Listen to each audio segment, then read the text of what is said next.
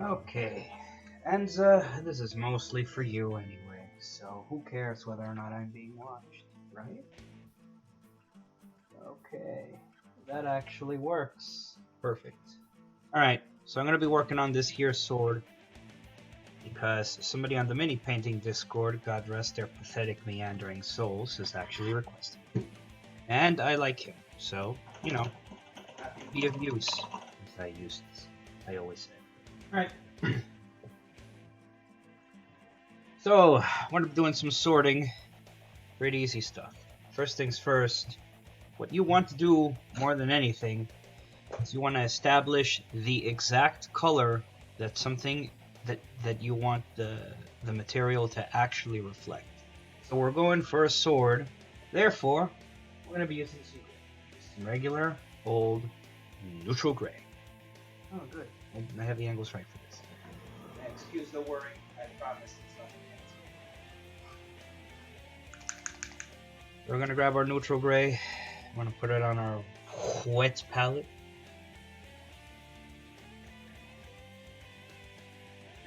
Alright, we're just going to base coat it with that gray. So why are we doing a gray? Why are we doing a neutral gray in particular here? Pretty simple reason. It's the color that most represents the actual impression of the sword, right? So you're literally, first things first, trying to establish what that sword is going to look like to our brains. Because the sword is going to look ultimately like a lot of things. It's going to look like it's metal, and thus it's going to look like it's bright, and it's also going to look like it has parts of it that are dark. So, because of all of the color variation that gets involved, you want to establish what your base color is going to be. So the sword's base color is going to be steel, which is a gray, presumably. So we're base coating it gray. That's the very first thing we're going to do. Now, a lot of people, they're going to tell you later on that you're going to add blues to your whites or your blacks in order to create the idea that the sword is reflecting the sky, and honestly, it's a solid thing that everybody else does. I don't, because I'm lazy. Every time somebody suggests that, I ask them, okay, how? And they never tell me how. So, there you have it. You got one lost dude who isn't entirely sure of what to do. Alright, so, as you can see, I'm giving it that ever-loved second coat. Add it here. Good. So, put on. I'm gonna let that dry. Alright. And generally speaking, it's kind of tragic waste to not multitask. So while we're letting that dry, we're gonna be working on the gold as well. Delicious, delicious gold. We're gonna do that NMM as well. This is a piece of terrain that I'm working on, and I genuinely don't care that much enough about terrain to normally be doing these sort of effects. But for the sake of the practice, and ultimately for the sake of Enza, I'm doing this. So we're gonna do the gold, and gold is weird. Gold arguably has an even harsher brightness to darkness color variation than gray does, than steel does. So for gold, we're actually going to use this as the quote-unquote middle color. Now, ironically, unlike steel, the middle color isn't going to be the pervasive color. The middle color is actually going to be practically unseen by the time we're done with it. And that's because gold shines. It's got a high saturation value to it. So think of this as a sort of hyper desaturated base coat. Just that. Also, you're probably seeing me sim here a little bit. I'm clearly getting a bit ahead of myself and putting on 2 coats before the first is done. which I apologize for. That's very unprofessional. So we're gonna cover this guy, right? Now, these guys have mold lines, and I didn't clean them, which I know is offensive, but that's because they're terrain. I don't do terrain for it to be impressive. I leave that to the Tabletop Crafters Guild and people like DM Scotty and Black Magic Craft. They're amazing. They have a completely different skill set. When I'm jealous of, when I don't really have the time for it. I don't even have the space for it, frankly. Crafting terrain is... You need stuff to make stuff, which means you need 3 times the stuff space that you do for just painting. Painting, you got your mountain of pewter or your mountain of resin, and then you've got your paints, and you've got everything related to that, and it isn't that much. And ultimately, when you've finished, you've got less stuff taking up space, right? Because you've got painted minis and less basing material. Therefore, when you finish a project in the mini painting world, there's less shit on your table. When you finish a project in the terrain building world, there's more shit on your table. You need 2 tables now. You need one for your shit, and you need one for the shit you used to make your shit. I live in a condo. Ain't nobody got the time for that. Right, some people got the time for that. That's what the Midwest is for, apparently. It's where all of our beloved craftsmen come from. Places with space. I live in DC. This area is ass. Not only are we surrounded by horrible, horrible, horrible human beings who think they should be in charge of the world, but there's also no space because everything is overcharged. So, here we are. Base coating these sweet, sweet golds. Except this is a nasty, dirty, dingy-ass looking brown that's probably offensive to your eyes, my dear viewer. If you're there. I don't think you are. Whatever. Life's tough. It's okay. It's okay. Alright, so we're doing that. We're doing this top part here. Now, this is, if you've noticed, this is primed black, which is fine. A lot of people prime black, and they love priming black, and they live and die by priming black, and that's all well and good. But generally, black is actually super inefficient, and I mean that from the sense of how much of your fucking time are you wasting. See, black is inefficient because it's an absence of color, an absence of light, right? So when you paint over black, and you see me here start jumping to other points because I see that they're now dry enough that I can do a second or third coat on them. When you're painting over black, you are desperately trying to establish to the laws of the universe around you that there should be stuff there as opposed to an absence of stuff. Which means, inevitably, you're going to have to coat more. If you're using really dark colors, like your super dark browns, your maroons, your purples, your blues, sometimes even your like poop greens, your ochres, they'll work really well on black, and they'll be kind of arguably resplendent. It's nice. When you're doing basically neutral, mostly light colors. Like if you're doing a light color, it's rough to get that shit on black, because the black almost rejects it. It starts beating up or blotching up, depending on your situation, and may or may not actually look ruined at first. Right. So you see me here. I'm giving this thing 2 or 3 coats, and that's because this is painted, but it's not going to cover very well because this color is kind of light.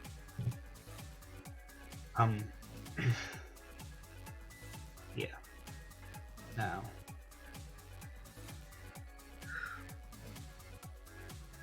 that said, like I always keep preaching, although I sometimes don't live that, don't put paint over what's wet. Hopefully you can see that here. Hopefully this is visible. I don't have my laptop right in front of me, so I have to keep checking. Which means I'm hoping... it means I should be painting at this angle, right? And that's not good at all. So, give me a second. Maybe I can adjust this. So you can see more of my backdrop here. Less of my stuff on the floor.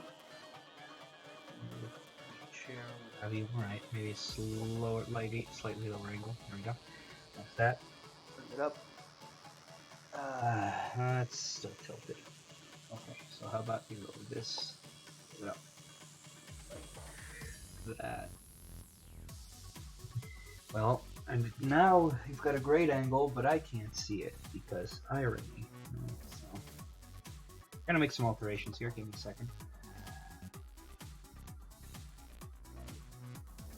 I actually want this to be a little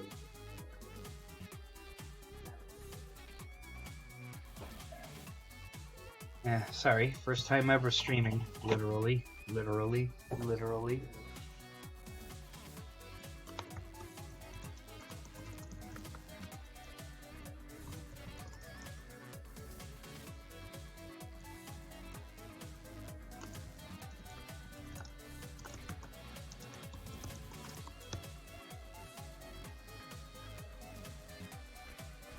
Alright. And, oh, nice. Alright, well.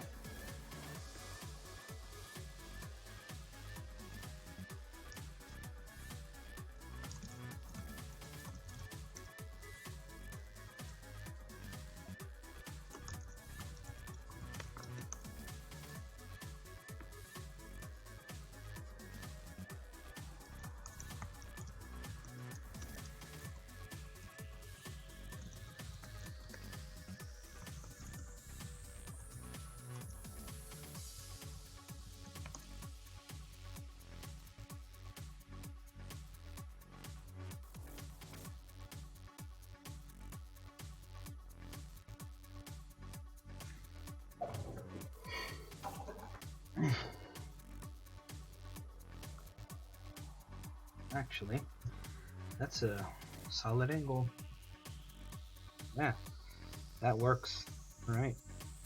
Up to then. Alright, so you're seeing this is still pretty dingy here. So we're gonna grab some more of this.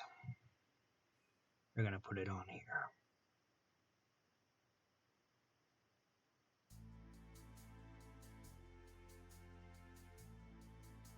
Yeah, this is the greatest source of pain and suffering, is trying to cover something black with a relatively light-ish color.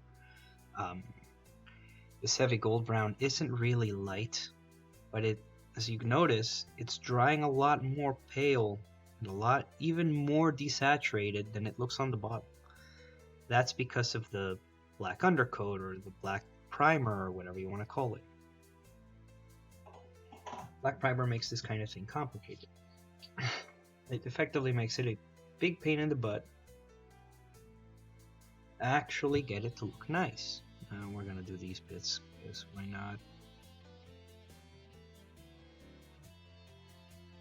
Right.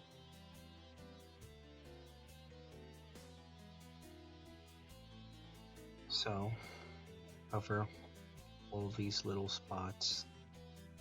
Now, you don't have to worry too much about all this stuff underneath the sword, because nobody's ever going to turn this sword upside down and say, oh, you didn't paint it here. But, you know, at least having a couple of coats on there makes it look less lazy. And ultimately, really what you're trying to do is raise your own personal standards so that you put more time and effort and patience into this. You can't really get better at this without raising your standards. Constantly looking and saying, well, what did I miss? What can I do better? Arguably, that's what places like the Mini Painting, Discord, and Reddit are supposed to be for. But you're also surrounded by assholes who love nothing more than to sniff their own farts, and who can't really, can't really tell you anything useful, or they delve into theory too much. I personally kind of resent that kind of thinking, where they want you to come to your own philosophical conclusion about what a particular shade of color should be, or how it should look. Some of it makes sense, because this is a creative process, right? So what you want is what you specifically want. And you learn to achieve that through practice. Arguably, and it's something they never want to say out loud, probably for fear of scaring people away, is they don't want to say that the first 50 things you're going to paint are going to look like you want them to. They're not going to look like you dream of them looking. That's just how it works. It's an unavoidable facet of life. Reminds me, family might call later today, and I'm in no mood for pretending they matter. So, I'm gonna turn off my ringtone.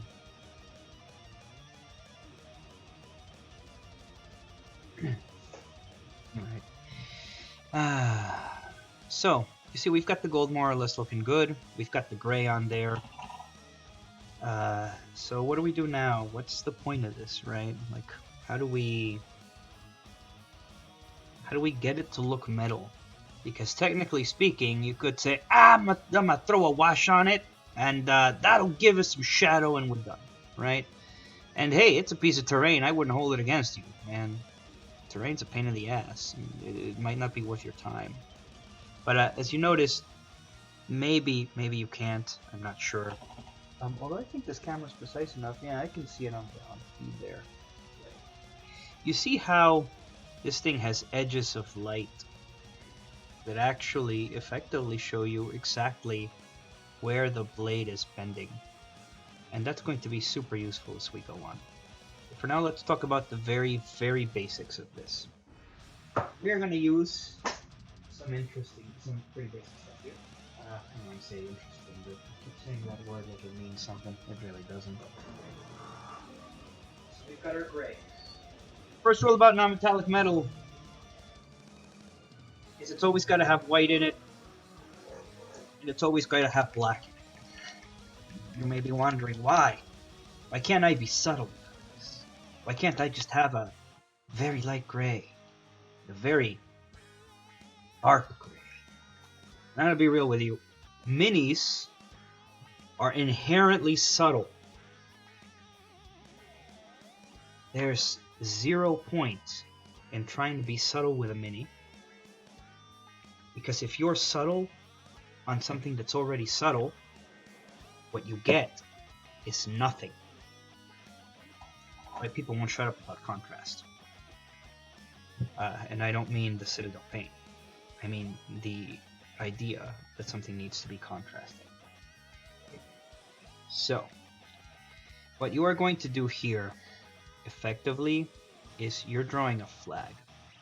Now, if you look at this, you see that it's angled slightly, right? So you have to think about where the light is coming from, and then how it's going to bounce off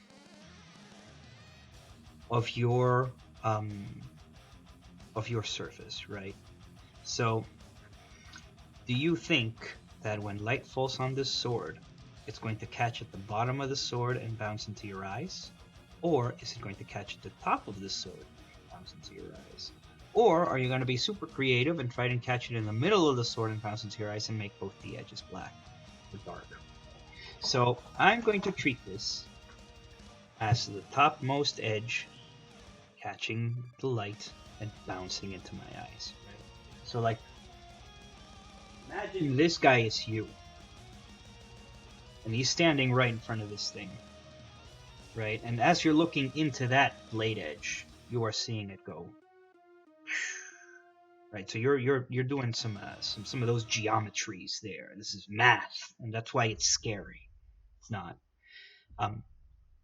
And ultimately, either one you choose is fine. Literally doesn't matter. Everybody keeps talking about you got to figure out where your light sources are coming from. A little bit, yes, but not that much. So, thingamajig. I'm going to make the top side bright, the bottom side dark. So, how we do? Well, the first thing you're going to do is you're going to draw a flag. And that sounds like nonsense, and that's because it does sound like nonsense. It kind of is nonsense. What we're going to do is we're going to block out what parts are going to be light and what parts are going to be dark by putting the two extremes on there immediately. So, first things first, you're going to grab one plane.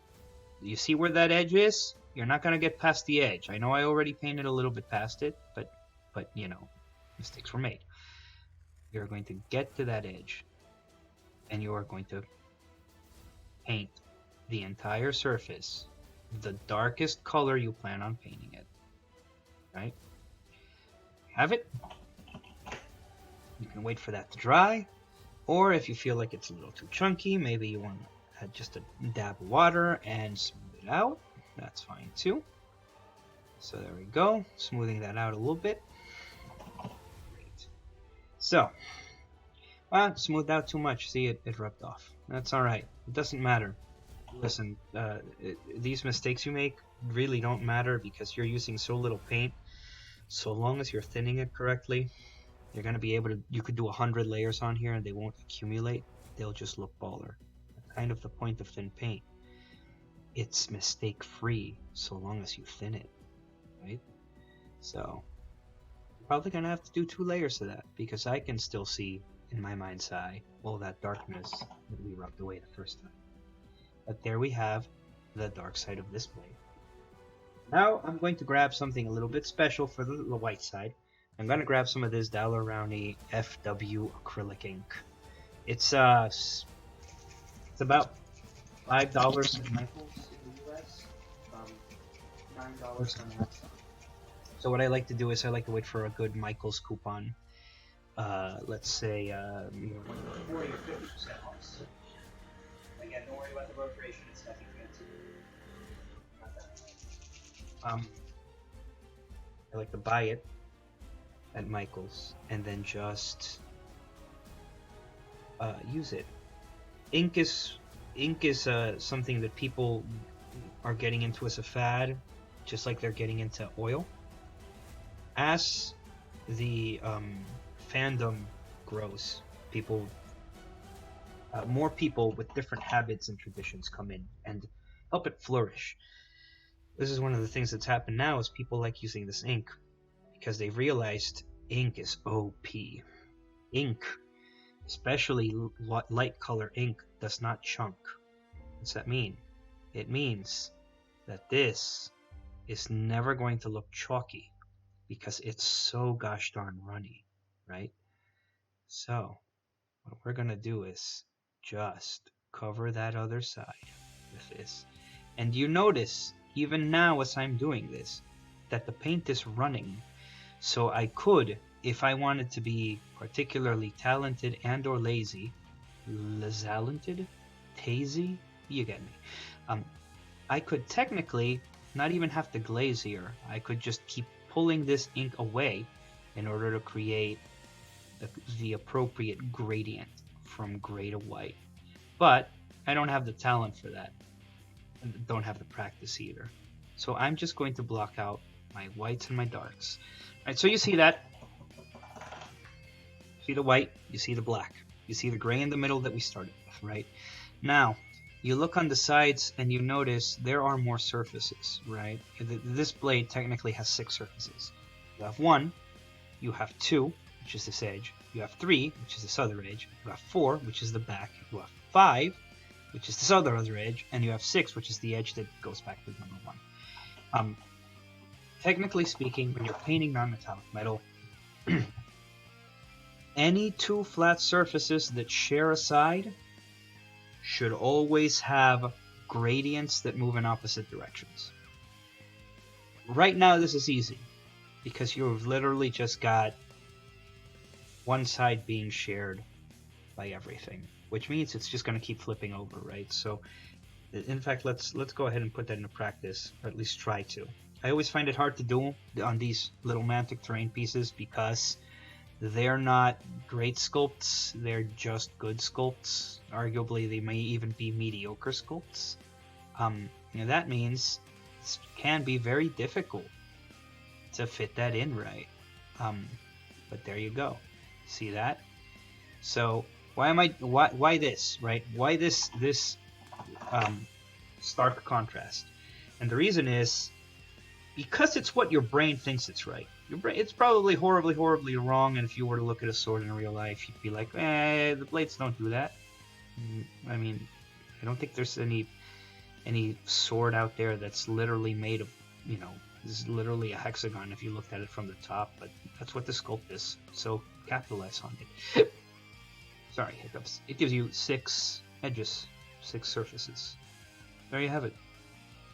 Surface number 2 and number 6 are now directly contrasting surface number 1. And you can already see it's fucking with your brain, right? Because you've got a dark next to a light. And your brain's immediately like, whoa, what the fuck is happening over there? Holy shit, it's kind of cool. We haven't even fucking started, right? But we're setting it up. What's the point of this? This is a foundation. It's a foundational element of your training here. So now we're going to do the opposite. While the black and the white is drying, we're going to block out the light sides here, right? So now you might be thinking, but Nemo, Overlord, Joe, Arturo, Counselor, didn't you just say that you should calculate your sword's angle depending on reflection? Yes, I did.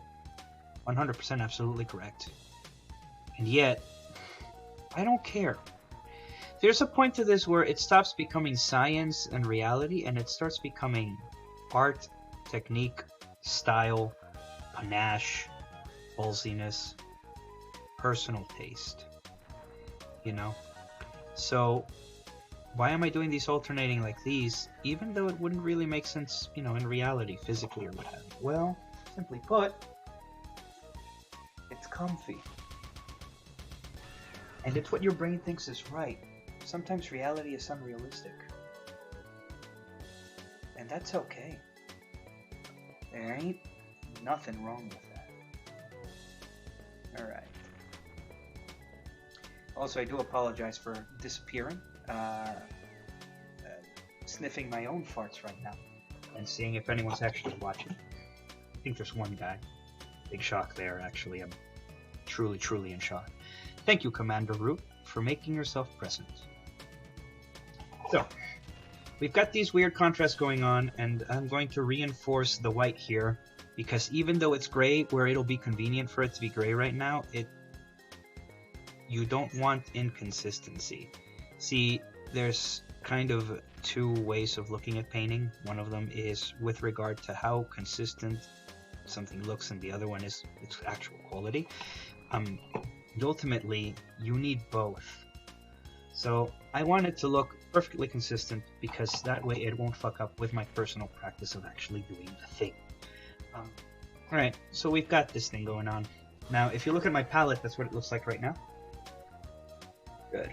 Alright, so you've got the white on the left, the gray, the black, you've got the brown for the top stuff. Well, you don't have a choice at this point. You've got to do some mixing. Right. I'm going to do this because you can see it. Just barely. Woot. Alright. So, you can see here the 3 colors we've got. We are going to mix them in order to create the steps in between, right? So, grab Lava Gray. I'm going to put it, let's say, up here. Doesn't matter where you put it. You don't have to follow these instructions to the letter unless it makes you that happy to. Then I'm going to grab some of this white ink, which, by the way, so this ink I've been using, this stuff right here, is just dangerous. Let me explain why. I am loading it onto my brush. You can already see it climbing up the bristles. It is already trying to ruin my brush. Look at that white. It's already crawling up there. It's like the Tyranid. Except cooler, because it's got nothing to do with GW. Alright. So I'm gonna put this on. We're gonna mix it. We're gonna mix it till we're happy. All right. What does that mean? This is the part where everybody's always scared of giving instructions because you don't know how much you're putting on there, right? You don't know how much you're mixing. So I'm just loading onto my brush, grabbing by the side until the gradient makes me personally happy. Right?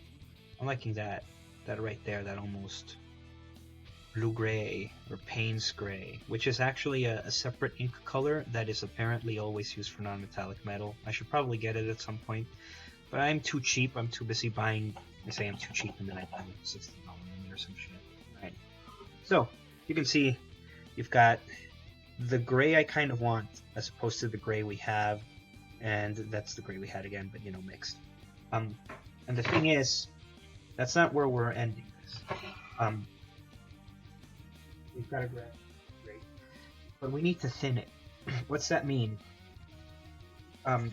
It's way too thick right now for it to be useful. We're gonna grab some water. This is just water. I don't care where you get it from. You get it from the tap.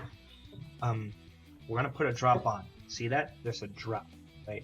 Now I'm going to put a little bit on my brush, just enough that I see the bristles get big. See that? You see the bristle getting big? Great. Then I'm just going to put my brush on there, at the side there, and I'm going to swish it around until it's nice and mixed. And you see how it's shrinking as I move it? That's what you want, because this is supposed to be weak, right? It's supposed to be weak and stringy and kind of lame. So now that it is all those things, I'm going to load it on again. There we go. Now it's what we call super watered down or super thin, but it's too much water and not enough paint. So what am I going to do? I'm going to grab the brush and I'm going to put it against the paper towel like this one, and I am just going to put the side of it on there, and you're going to watch as the towel absorbs the moisture, but technically not much of the paint. There we are. See, that's back to a point. So now we've got this gray color, the white and the gray. So what you're going to do is you're not going to pull from 100, you're going to pull from like 75. And you're just going to pull towards the gray side. Right? That's all you're doing. Now, right now it doesn't look like I'm affecting much of a change. That's because this is a patient man's game. You're not affecting much of a change. You're not even going to notice what the hell's going on. It's going to take a while. That's why this is so respected. It's like being in the Eagle Scouts until you graduate high school and putting it on your resume. It's respected because it takes fucking forever and nobody wants to do it, but everyone knows that it's kind of baller because you were that goddamn stupid. So I'm putting on a little more white because I didn't have enough there. Load that onto my brush, just the tip, always just the tip. And reinforce the whites here because I can see a lot of the gray, right? So here we are. Just reinforcing those whites. Same here. Reinforcing the whites, but only at the part you want brightest. Remember that. Same here. See, this was my mistake. I didn't do more than one coat. Ink is a little runny, so while it's got great coverage and it's very stubborn, you still want to do more than one coat. It's never going to get chalky once you get that smooth coating on it. It can't get runny, which is a different problem. It's still a better problem than chalkiness, frankly. Alright, so you're going to have to give me a minute here because I need to load up a ton of ink and mix it with this gray, because this gray up here is fighting me. Yeah. Fighting me, just giving me the business, like SpongeBob to Squidward, down under the sea, living in a pineapple. So, grab that white, put some on, till you're happy. Now you can get even more creative with this, and you can get even more stubborn with it. I could do, let's say I want it to be even lighter, right? So I could literally load up more white and make a very light, almost white but not quite color, and start with that. Why? Why would I want to start with that? Well, easy, because then I can literally thin this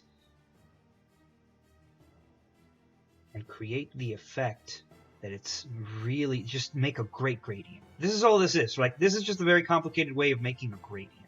In fact, I may have gone too far, right? Now it's too white. Now you're not convinced that I'm doing this right, which is fine. So, some more gray. Mistakes in mini painting. That's why it's so relaxing.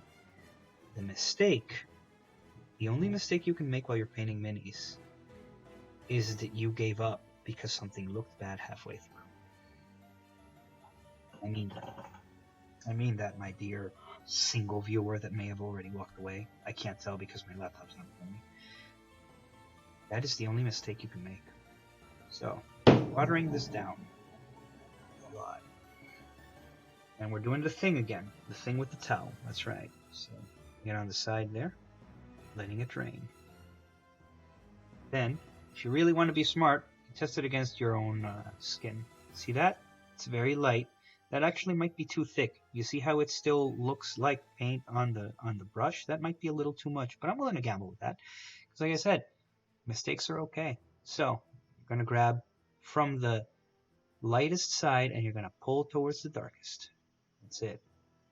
You don't want to do this too much, right? Because what you're trying to do is just give the impression of a gradient. This may have actually been too much. You see those hard lines there?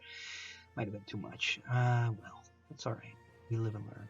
Plus, you can always correct it. You're playing with paint so thin, so pointlessly, misleadingly thin, that you can always paint over it, and it won't even leave a texture. So, let's call that gradient number 1. Now you can also do the opposite way. You can always just grab a bit of water and some of this, mix it up and really thin it down. Look at that, very thin. Right? We're going to thin it down even more because ink is stubborn and like the value of ink is just ridiculous. Okay, super thin. Get on. Do the drying thing. Now we're going to gradient towards the other side. Pull towards the white. This lets us correct some of those mistakes we've made.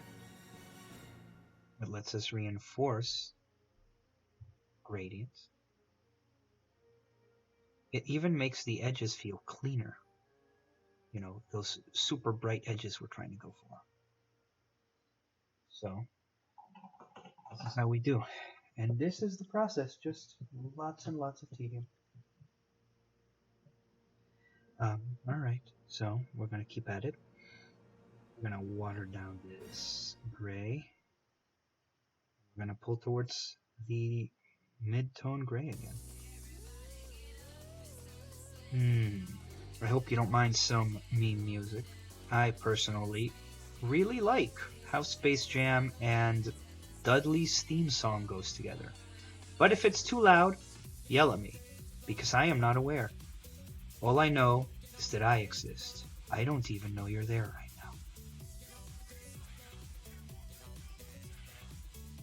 now. Alright, now, yep, you just pull. Okay, so in the meantime, let's say while that's drying, we're going to work on the darks. So same story as before. I'm going to grab a blob of this gray. Put it up here. And brush. Grab a blob of this black.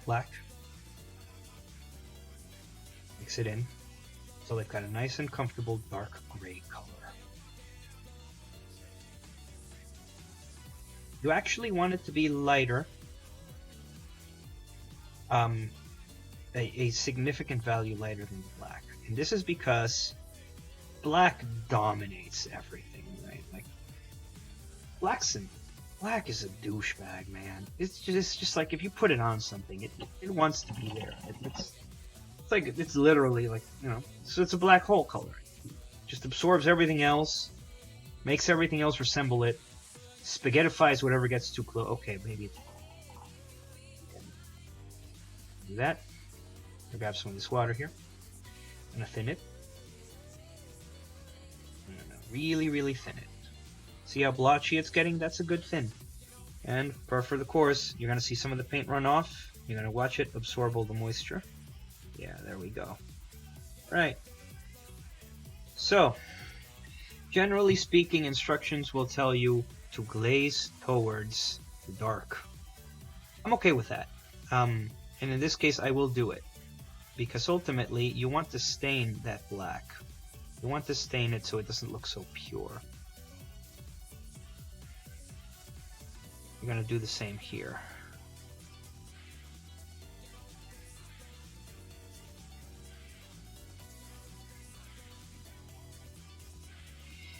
And you're going to do the same here.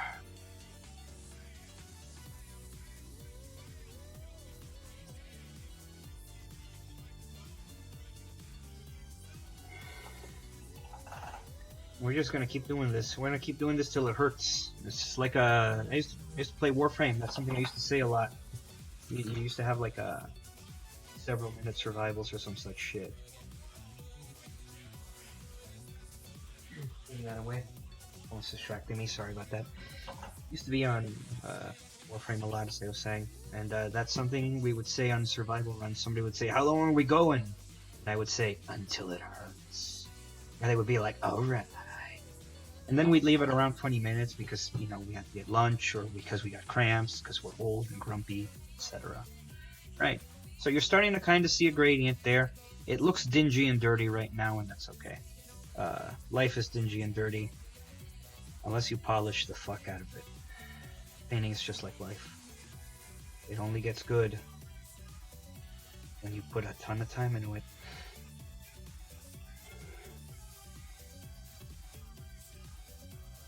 Didn't mean to sound so wistful there. A little bit of a sad face.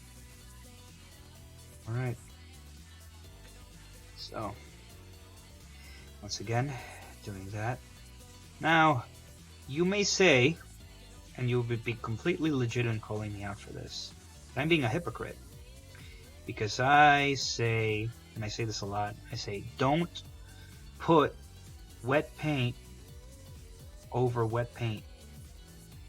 And you see me doing 3 or more brush strokes that are supposed to be one. And this is true. I shouldn't be. But it's one of those do as I say, not as I do things. I've gotten used to this. And I know more or less when to start measuring my own, when to start, you know, it's like writing, where you're supposed to follow all the grammatical rules up until you're a published writer, and then you don't anymore, because fuck it, you're in charge, you're the man or the woman, and it's like that. Once you're used to it, once you're comfortable, once you know you can push that envelope and not die or suck, and you do it. You push that envelope. You push that envelope all the way. You push that envelope until somebody pays you to stop. It sounded really mean. It's not false though. So keep enlightening this black. Haha, little Buddhist joke. Pulling towards the darkest processes. Hopefully it doesn't sound too much like I'm whispering. I'm on one of those offensively meh headset mics. Not here to impress anyone. You're not worth my money just yet. I'll buy one of those super fancy boom thingies once you pay me, I suppose. Lol. So you notice that I'm doing this almost like a kata. That's really overly dramatic of me to say. I'm doing this like it's a cycle, right? I'm doing dark, then the dark, then the dark, or I do the light, then the light, then the light. The reason why I do that is because my house is just dry enough that I can legitimately leave things to dry for a couple of seconds and the paint will dry really quick. Like this palette will start curling in on itself in an hour. That's how dry my house is. So now I picked up some white because I want to make the transition to white smoother. And as you'll notice, if you pick an extreme color to glaze toward the extreme color because you want more of the paint to be at those final edges, right?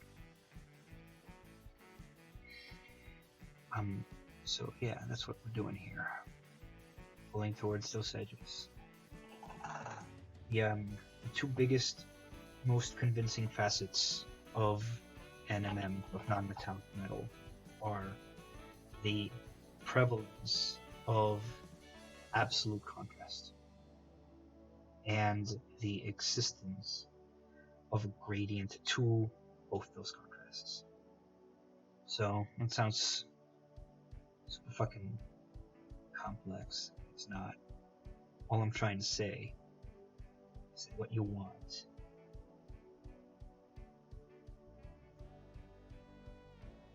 Is you want it to be bright and you want it to be dark and you want it to look like it goes towards the middle smoothly. That is it. Here I'm doing something a little bit different. I'm course correcting. I'm noticing a lot of streaking on this one, at these edges in particular. So I'm trying to just paint a midtone on there as opposed to glaze a midtone on there. It's midtone is such a weird term for it, but basically what you've got is you've got many different places where there is a transition from one color to another. You want those transitions to feel like their own colors, while they also feel like they're directly related to the colors adjacent to them. That's what a gradient is, right? So, right now I'm feeling like I should reinforce that. Reinforce those lights, those lighter blacks, those darker whites, so that it's convincing, so that it's natural. Yeah. So, especially here, you see this? Like, this is, it's a little super unnatural. Alright, so this is a half decent start. Might fix the front there just a bit. See what I can do. So, sometimes you need to do this. Sometimes you need to start over. I don't think we're there yet. Not at the starting over point. I am thinking, though, how to fix some of this, because it's looking a little blobby. I'm not gonna deny, not my best work. I'm not used to talking and painting. Usually watch videos while painting. So, you may be wondering, why am I turning the mid-tone, aka the base coat, into a glaze? Sometimes you want to reinforce that idea that there's something in the middle unique and meaningful. Sometimes you want to force that gradient to look darker. You want to give it a more smooth impression in the middle. So, now that we're getting those lighter and darker colors, that's what we're doing here. So I start pulling those lighter blacks into a full gray. I start pulling those darker whites into a full gray to create the appropriate impression. You'll notice I'm reaching less and less deep into the white and the black every time I do this. After all, you are constantly reinforcing the idea. Oh shit, there we go. Wow, I was really off there. I've been fucking around. I'm sorry. You are constantly reinforcing the idea that the natural color of the weapon or of the item, any item, is that midpoint color. That's what you want, right? I feel really bad about all this angle shit. I feel like I should have my laptop right in fucking front of me so that I know exactly what my feed looks like at all times. But it's not really viable with my setup right now. Maybe someday.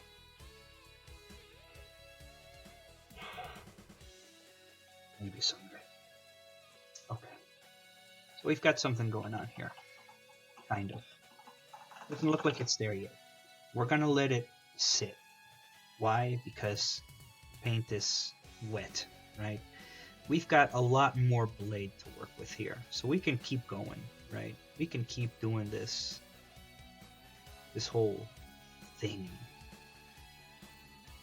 So, once again, edge number 3 or number 4, depending on how you're counting.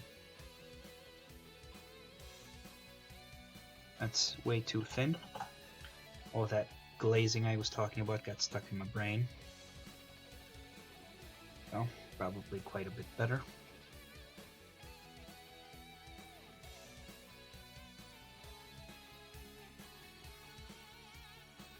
Right. So, now you'll notice that the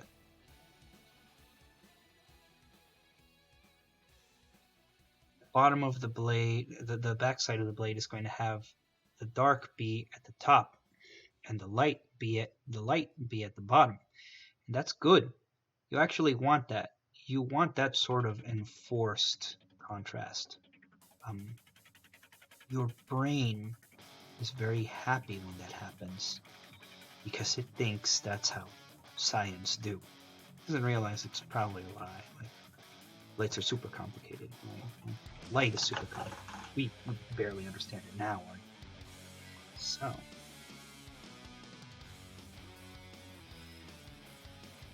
gonna grab some of this white, and we're gonna pull towards the bottom. I'm gonna let that dry, because that's already making for a great gradient on its own. One of the great things about ink is that its runniness is abusable. It's an advantage. Probably said that a dozen times already, but I'm gonna keep saying it. I'm gonna keep beating it into you. People don't learn except without repetition. That already kind of looks like a beautiful, satisfying gradient there, right? It'll work on it, hopefully make it better. I'm gonna keep pulling this. That's a little too much, it's a little meaty. Alright, and now we're gonna do this last edge. Look at that. We're on the last edge here. This one's a little weirder to work on because you've got me, ham hands.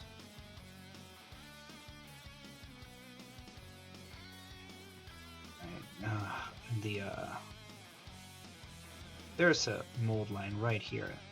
It's even more misleading because it makes you think that the edge ends. It doesn't. Such is life. Right. So, do the black now. Last bit of black foundation.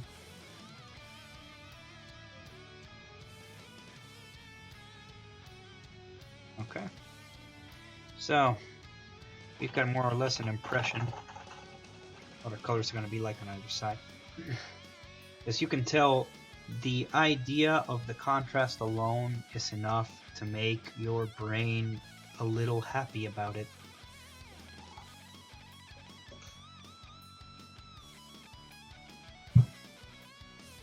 Good. I'm just quality checking this to make sure this is visible to all one of you.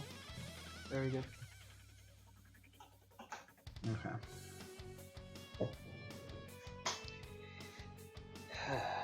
We'll see how this goes.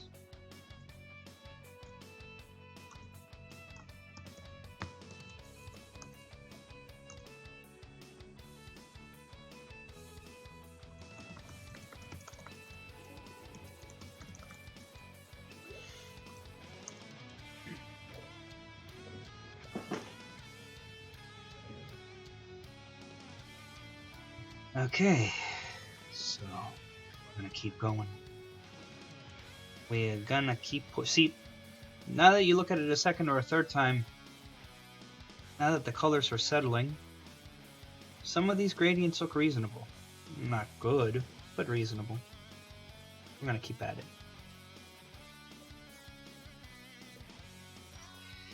Alright. So, first thing I want to do is fix this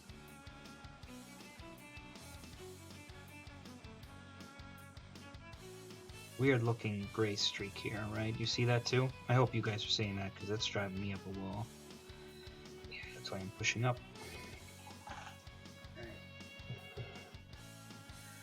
And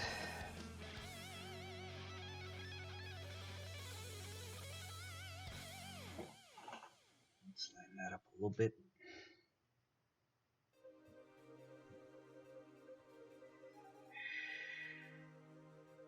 And out there. Start pulling it in.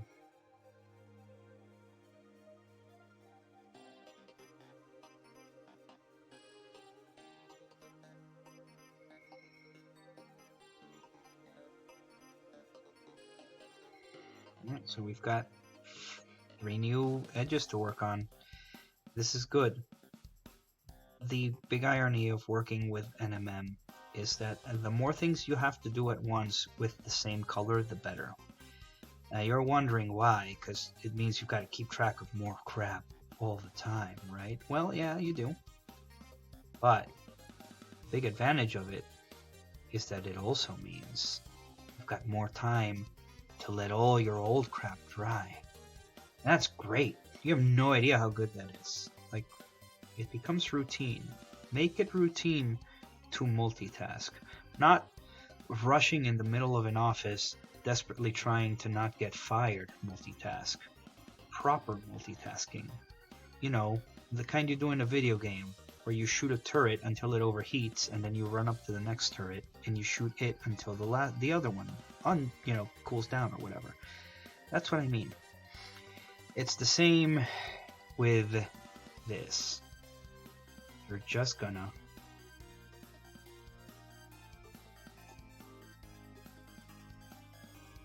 keep reinforcing those colors, dragging out towards the center. And because you've got so much to work on now, it's not nearly as painful. You don't have to wait. That's one of the things that drives people up a wall with NMM, is they think you have to wait. And you do, but not nearly as much as everybody says. So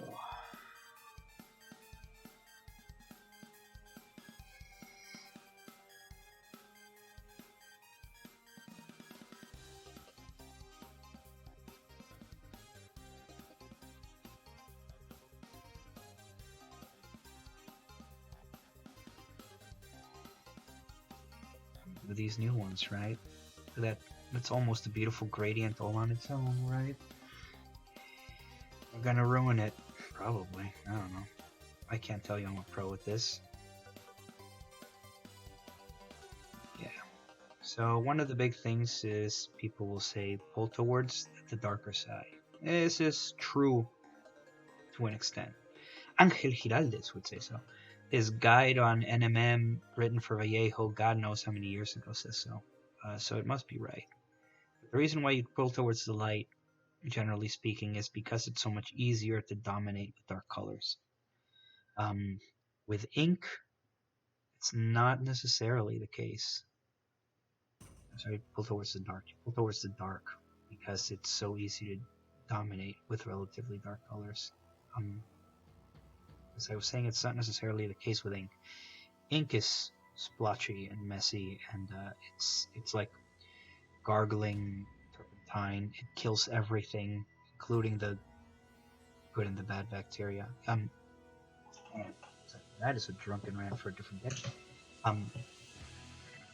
The point is, ink is going to make things.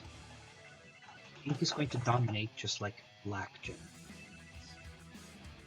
So we've got something okay so far, right? It's starting to get there. We're gonna keep at it, and one of the reasons why I'm keeping at it is because, frankly, my dear one viewer,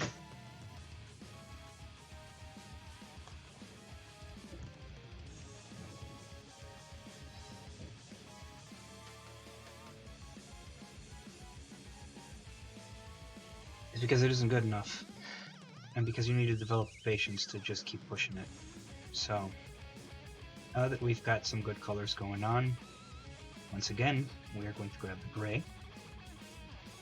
We're really going to water it down, and we're going to pull everything towards the gray. So, starting from here.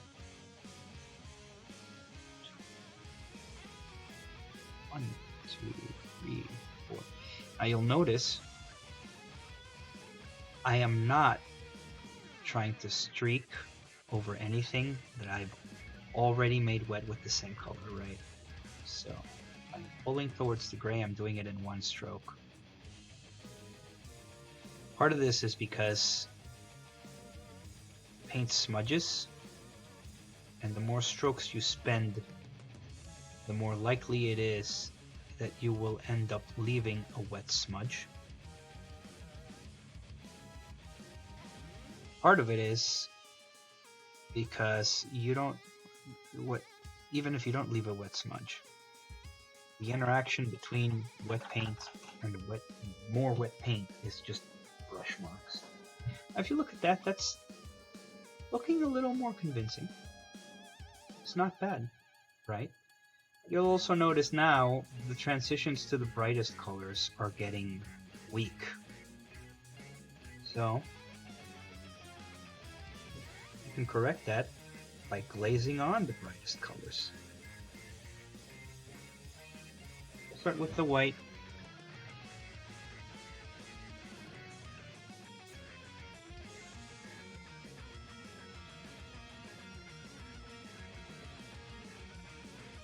My hands are starting to shake. I'm starting to feel my age.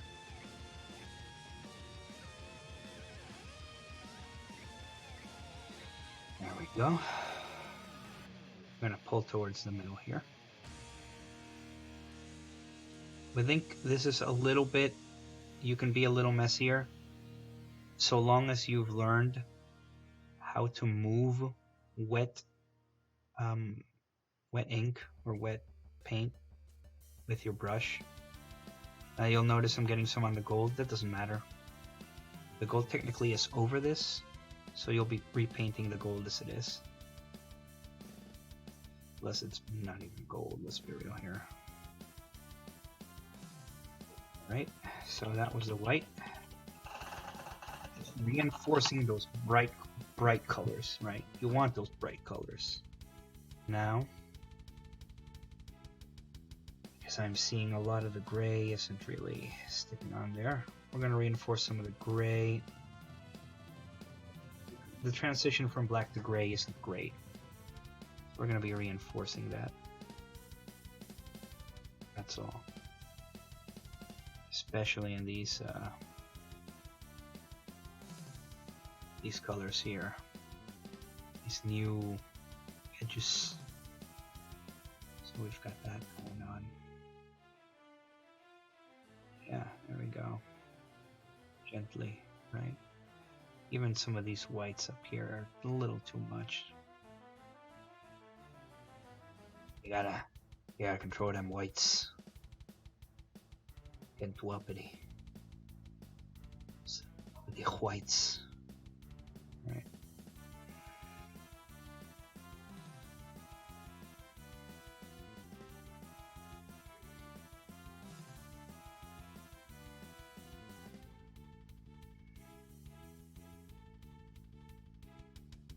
If I'm being too silent, I do apologize. Kind of starting to get in the zone. Maybe I should have had another cup of wine. Would have made me more talksy.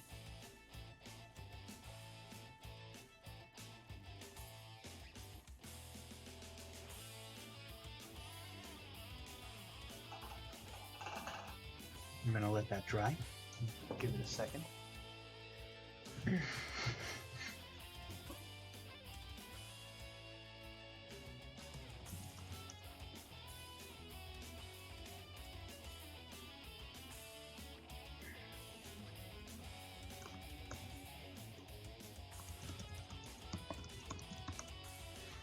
Hey, Kohai, I didn't know you were watching me. See, now there's two people. I don't know who Commander Root is. He's been on here for a while, but I don't think he's done anything, and also, I don't have my laptop in front of me, so I can't even see my... If this thing tells me that people gave me money, I wouldn't, like, that's how lost I am in my own little world.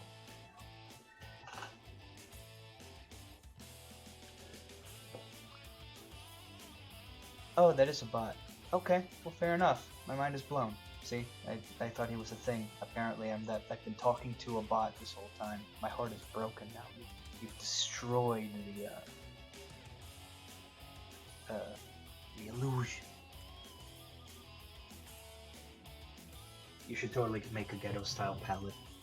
100% yes. Overlord approved. Ghetto style palettes are bae. Alright, so, see?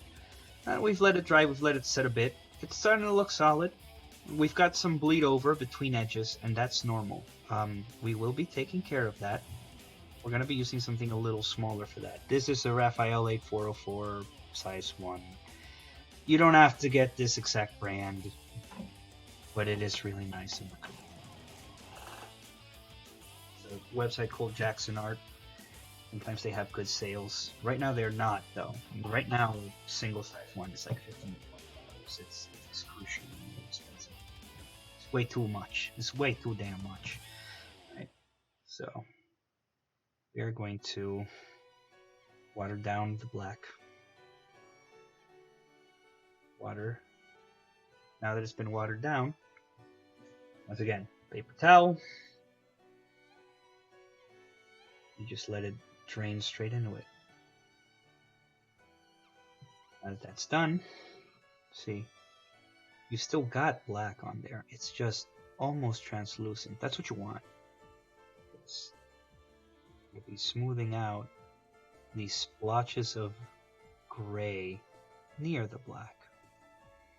Well, funny enough, glazes are also an amazing way of correcting a bad paint job. See here, this transition is not smooth enough. You can be ballsy and do this even. I'm gonna grab just a bit of the gray area and pull up in one stroke. It's gonna dry.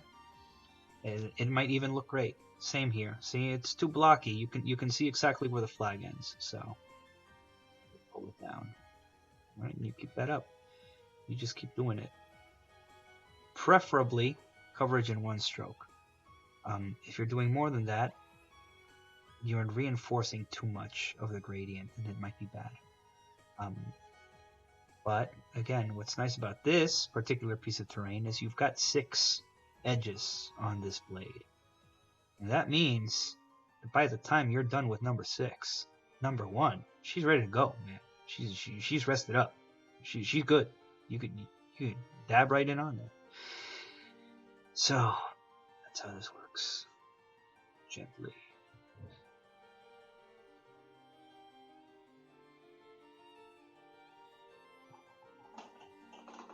So we're gonna let that dry for a bit.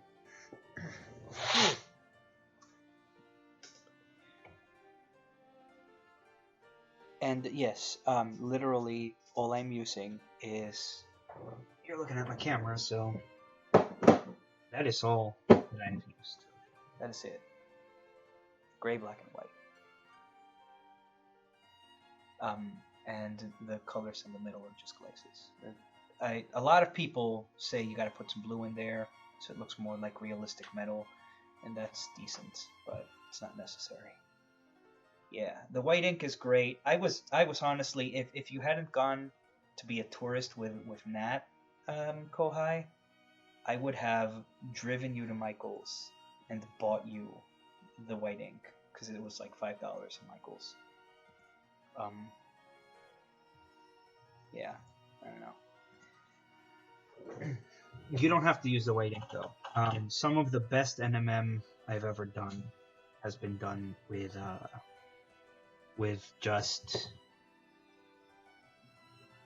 this guy. Look, this guy is fine. The white ink is just if you want it to look ultra smooth or you want it to make things easy, but it's not necessary by far. It's nice. A lot of that's the big thing about picking paint, and it's why it's so annoying sometimes to ask for paint recommendations. If you're just starting, you want something that will always work and will always be consistent. People won't shut up about what's nice. You shouldn't care about what's nice when you're starting. You should care about what works. Scale 75 is nice. Contrast can be nice. But when you're just starting, they might not work.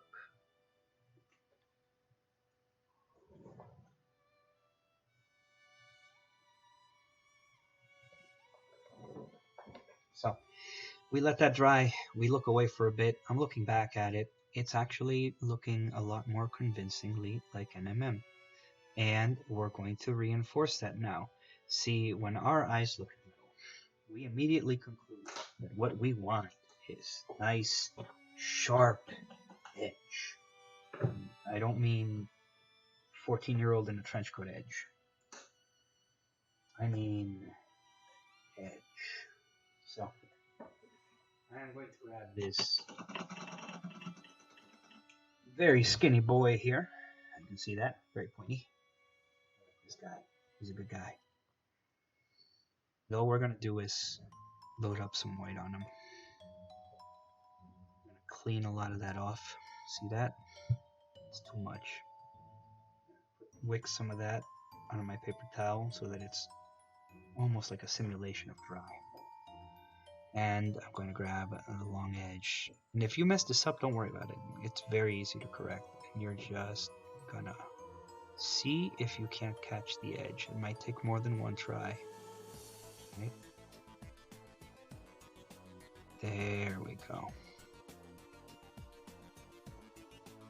Okay, and it looks a little splotchy right now. That's because ink actually does require more than one coat before it looks smooth.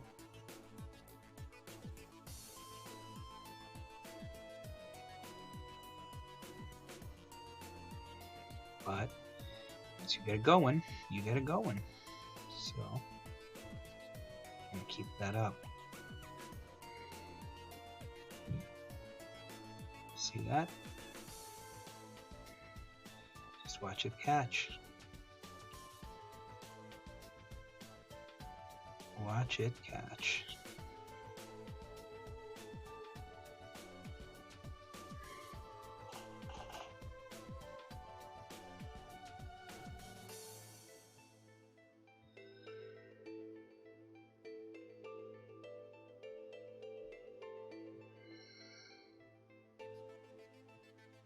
By the way, Kohai, have you tried using that scale 75 yet?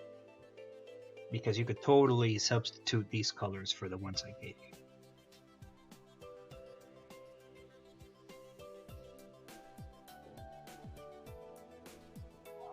It's a bit much in it, but that's okay. We can fix that in post. Oh, really? We'll fix that later. It's actually making for a smoother edge highlight there. And we're going to do this one too. Just the tip. Make sure your hand isn't cramping up like mine, because I'm an old man.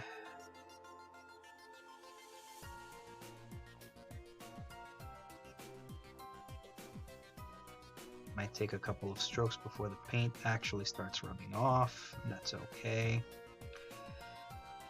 And don't worry if it looks splotchy. You can tell mine does. It's okay. I'll show you how to fix that. It's all glazes, man. It's all glazes. Glazes and stubbornness. Glazes are the best way of course correcting anything you do. Because they're so smooth, their job is to create such a soft, almost imperceivable transition that it makes mistakes turn into natural imperfections. Adds to the realism. That's why the art of the glaze is so important. Wet blending is a way of, in some way, ensuring you don't make mistakes once you've got the muscle memory mastered. Glazing is a way of turning every mistake into a natural part of the artistic landscape of your game.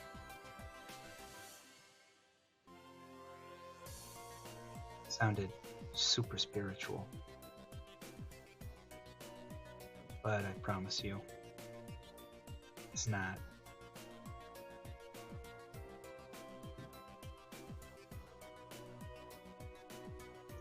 So, we've got edges.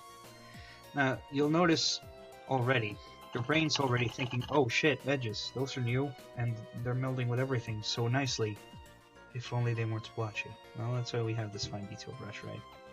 So what we're gonna do, well, these guns fixed it. So we've got too much white there. We fix it.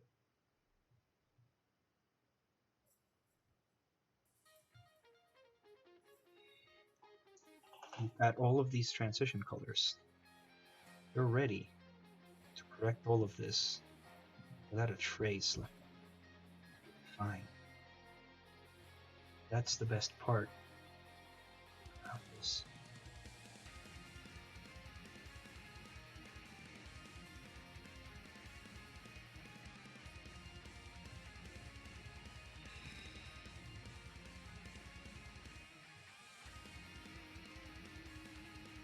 I feel like I should put a laser on my camera so that I know exactly what it's aiming at. I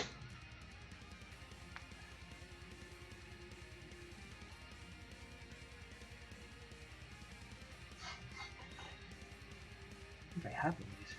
Just pull it out.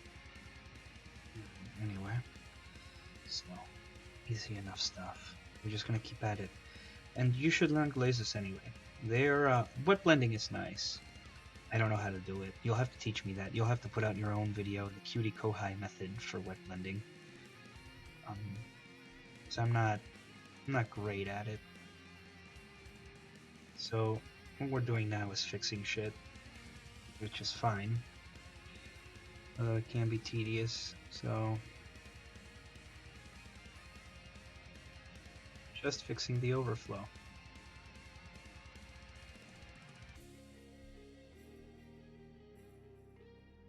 Oh, by the way, Kohai, is the music too loud? Good.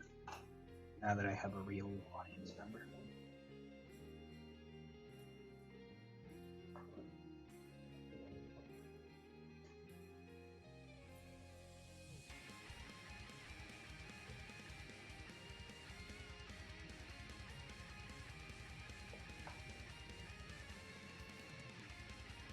Now, as you see, I'm just doing a touch-up everywhere, really.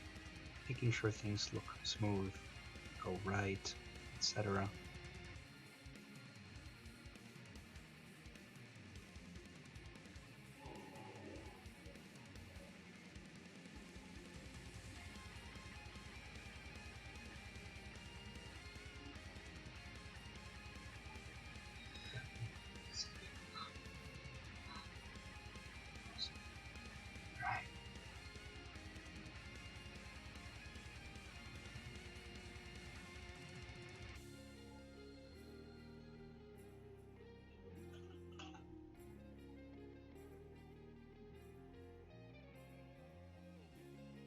So,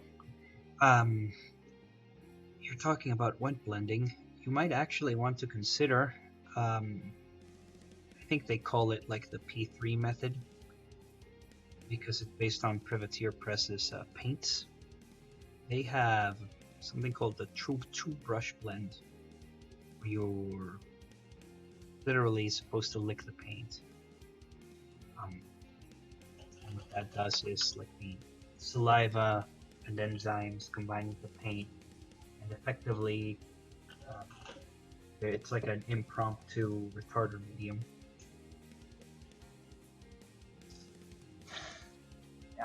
And what they do is they like, just give you an example, they would like use wet paint to paint, let's say, half this sword white, and then they would grab black paint and lick the brush and then dip the brush in the paint, and then they would start from the bottom.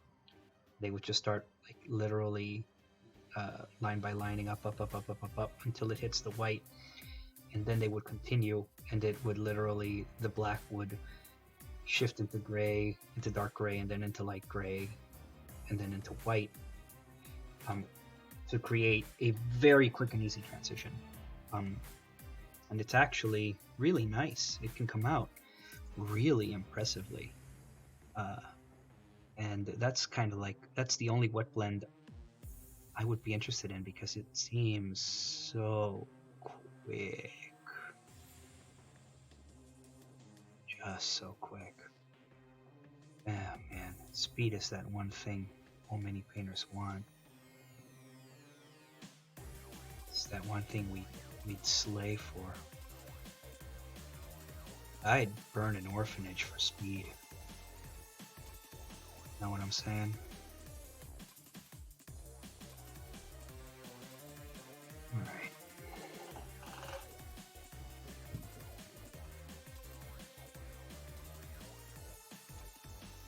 Oh, okay, fair enough. See, I wasn't aware that you tried it. And yeah, you don't have to suck the brush. Apparently, you can just dip it in water or some such thing. That way too. But yeah, you could probably do that for this stuff. Anyway, how's that looking? It's got a transition. It's not the smoothest on the planet. We could definitely keep at it, and I will. Like, the back, funny enough, looks better, even though it was less effort. So there you are. Stuff. Sometimes it's easier to work with a smaller brush too. Try that. Right, I'm supposed to be showing you. I was about to start painting on my table like a schlub instead of doing the whole triangle of power here. Alright.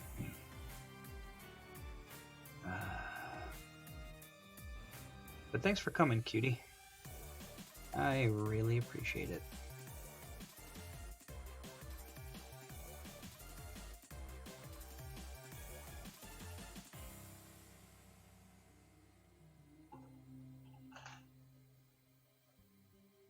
You absolutely didn't have to. I can imagine you're still at work or driving home or something, so wouldn't want to be a cause for any car accidents. Gotta have you staffed for next year, after all.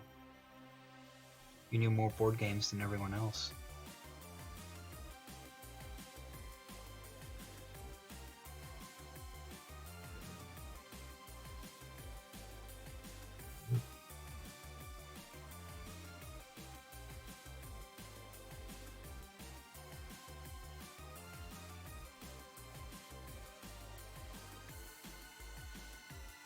Gotta fix that one. You can see where the edge stops and there's no gradient. So that's the thing, is you just look out for mistakes. You look out for anything that looks unnatural. For example, this entire edge, you can see all of my shaky Alzheimer's hand. So we're gonna correct just a bit of that.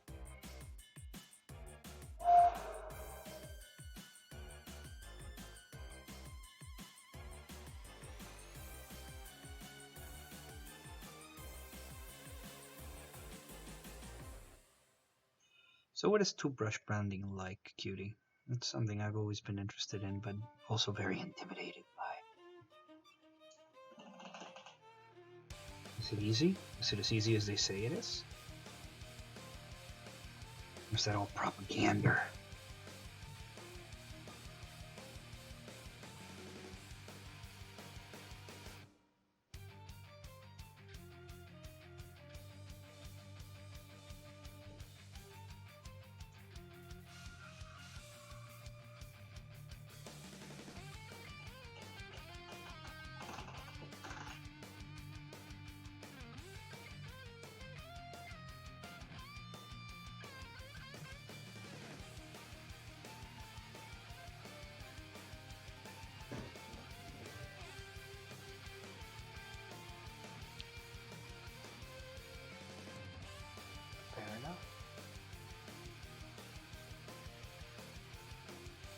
People are gonna think I'm 60.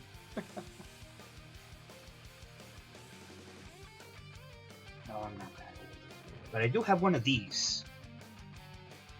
So, you know, damaged. Not old, just battle scarred.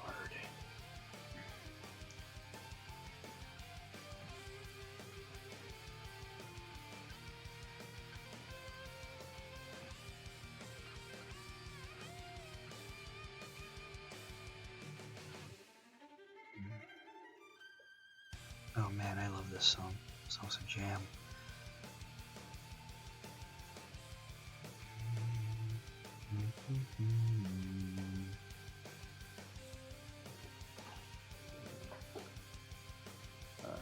Not as easy to correct, huh? But requires less patience. Well, that's fair. Yeah. Actually, would kind of love to have people watch me do this, but I have no idea how to get the word out, and I kind of deliberately want to avoid putting any information out on the mini painting channel, because it feels like begging. Plus, I hate them. And that's interesting. See, why is this easier to correct? I guess it's because you're doing so many layers. One messed up layer, you just catch it and you fix it. Whereas in that, it's a single stroke motion that defines everything. So I guess answer my own question there.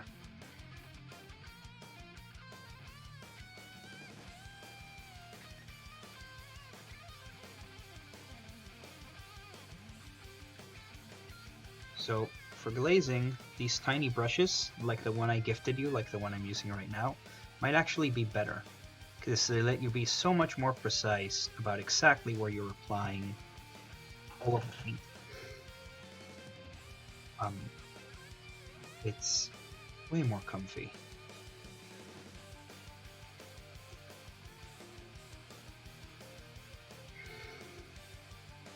Yeah, right now I'm just course correcting. Now, mind you, this isn't like a pro paint job at all. Like, I look at it this closely, and it doesn't look that great to me. It looks very flawed. I can see all the splotchiness in it. Those edge highlights are way too thick in very many places, but that's okay. Aiming for perfection is nice, but perfection is an asymptote. It's not something you can reach. Driving yourself towards it is great, but accepting you're not going to get there is as much part of the journey towards perfection as striving for it. Knowing what your limitations are and accepting them, and in your own way loving them, that can give you enough fulfillment to seek perfection harder without hurting yourself. So if this is as good as you can get it, great. If you can get it better, great. If you can't get it this good on your first try, that's fine too. This isn't about anything except the journey. If art were about anything but the journey, we'd have a lot more dead artists.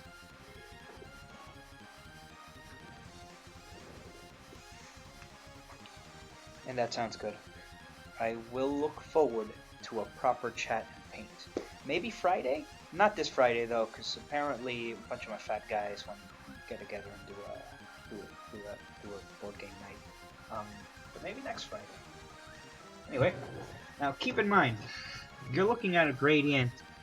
Like, this camera is this distance away, so you're looking at it from like 3 inches, maybe. Right?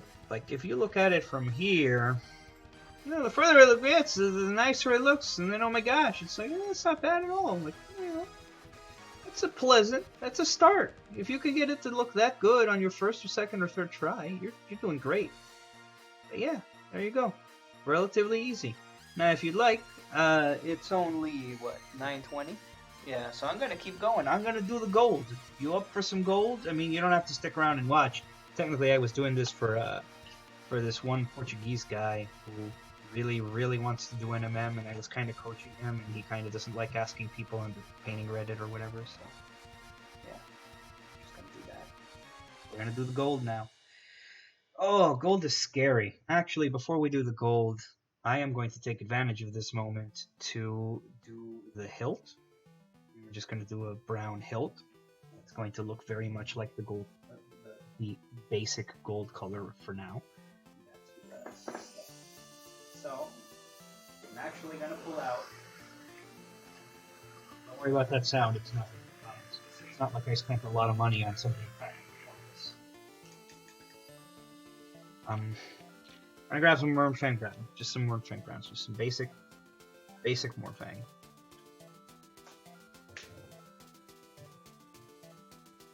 You should. Oh my gosh, am I alluring you back? Yes. Wait, did the mic not catch the hissing? That's a little heartbreaking. Okay, that's better.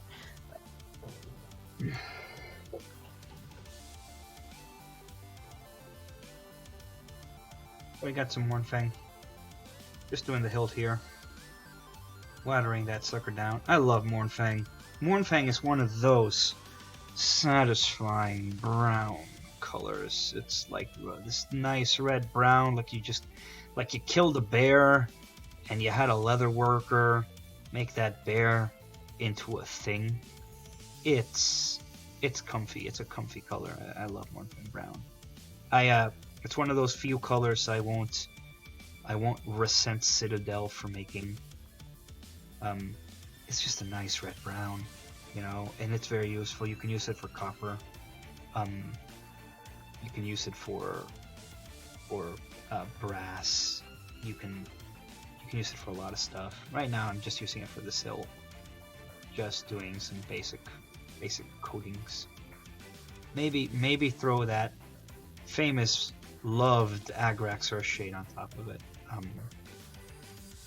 I almost wish I had a time machine so I could whip out the Devlin mud and just be like, check that out, huh? Yeah, you know what I'm talking about. But no, that'd be silly. That'd be silly. My time machine's been in the shop for months.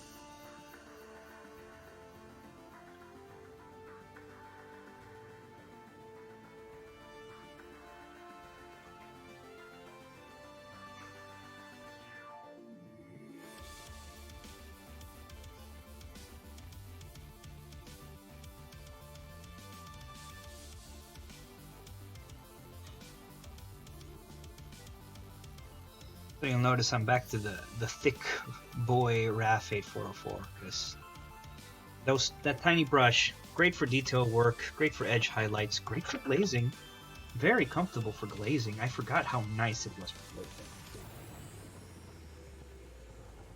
Aw, well, it's okay. We'll do it next time.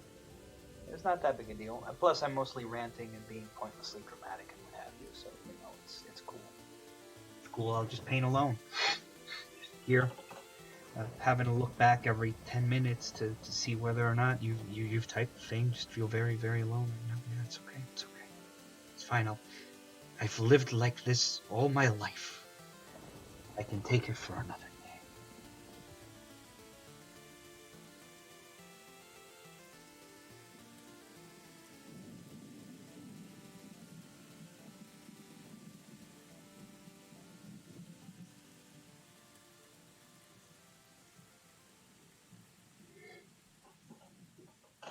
Alright, so.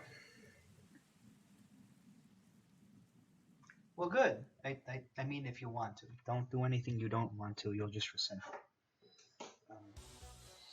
So, gold. The big rule of non-metallic metal, in case you haven't noticed from all of these implied rules that I keep mumbling, is that every hard edge is a place where contrast into transition should happen. So what does that mean? It means that this hilt is going to be a pain in the ass mostly, right? It means you can see where the blade has edges on it. I'm sorry, where the hilt has edges on it, just like you could see where the blade had edges on it. So first things first. Let's stop talking. I am going to grab this beloved, wrong color. There it is. This beloved color, Vallejo Gaming Sepia. This stuff is amazing. It makes everything look infinitely more deep and complex. It is basically just... It's like what would happen if you grabbed Agrax Earthshade and made it so that it wouldn't smudge, and you could apply it to anything and everything great. It's this is my bay. So we put some sepia on palette. By the way, just in case you weren't aware, the sword is heavy. The hilt is heavy brown, which is what I call a mid-tone color. You always want to you want to base coat your your entire metal surface with whatever color you want the viewer to perceive as the mid-tone. Generally that's the case. That's what I did with the sword. I base coated it gray. But gold is weird in that if you can see a lot of the mid-tone, then your brain immediately concludes it's not gold. Gold is dominated by the idea of contrast. So you still base in heavy brown because it's a perfect transitional color between the darks and the lights. You're not going to see it very much, but it's okay. So what are we going to do? Well, frankly, we're going to coat all of it in this. Pull up, always pull up, right? Because it's going to help your eyes and the light actually catch all of these weird, funky little surfaces. Treat it like you're painting, like you're applying a wash, basically. Because how this settles is going to tell you where the shadows and highlights are. That'll be very useful. We might actually clean this. Oh my god, is it the version with lyrics? I should skip this song. This is embarrassing. This is like being caught with my pants caught down. This is rude. Give me a second. I'm just gonna skip this right now. Don't judge me. I'm just gonna, yeah, there we go.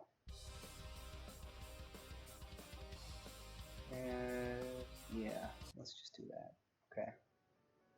The NMM chart? Did I send you a chart? Do you mean the one that tells you how things look on surfaces? Because that's from Cujo Painting. He is a great guy. So, might actually have layered this on a little bit too thick. Because it's looking real smudgy right now. Almost too smudgy, you know what I'm saying?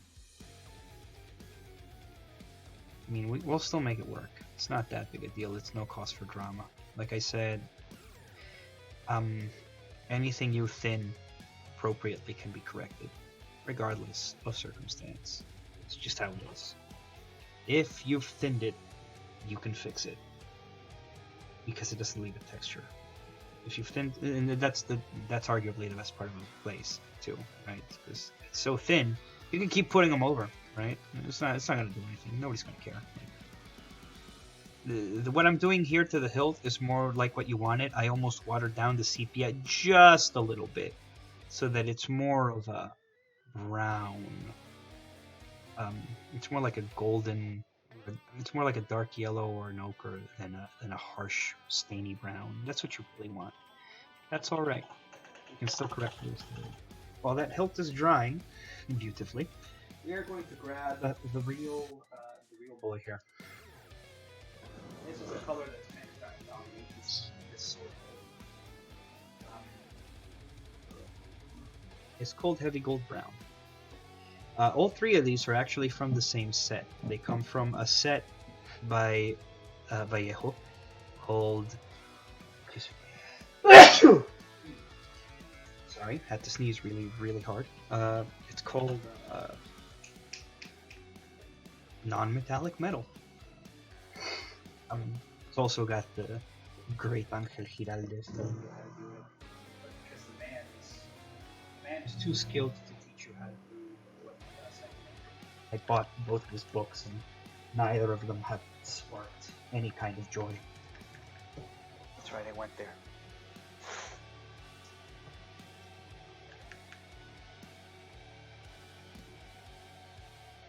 Oof, that is way too much. I'm not going to use that much today. I feel really bad now. It's very wasteful.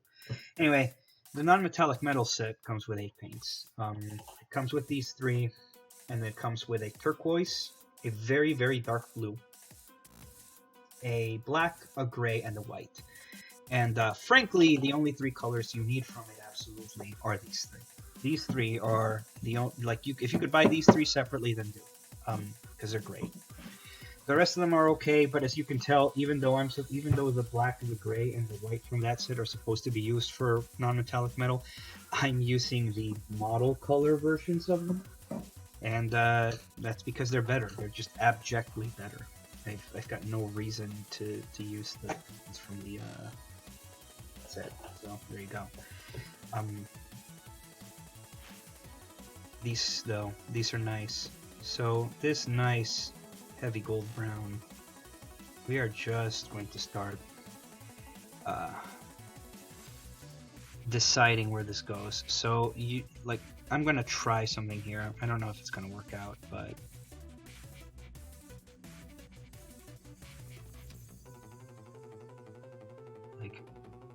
I am just basically edge highlighting here to show you where the blade, where the hilt edges are. The reason I'm showing you this is because, again, there's this big rule, right? This rule that contrast should rule. You generally wouldn't have any idea what to do with something like this. This is like a round sort of shape with a divider down the middle, and then it becomes a concave shape, and then it becomes a flat shape here. So what do? And bluntly, what you do is give it as much contrast as you possibly can. So for this hilt, for example, the way I'm seeing it in my head is one side is going to be pitch black up to the edge. The other side is going to be almost white up to the edge. So I'm going to start working on the almost white side here, right?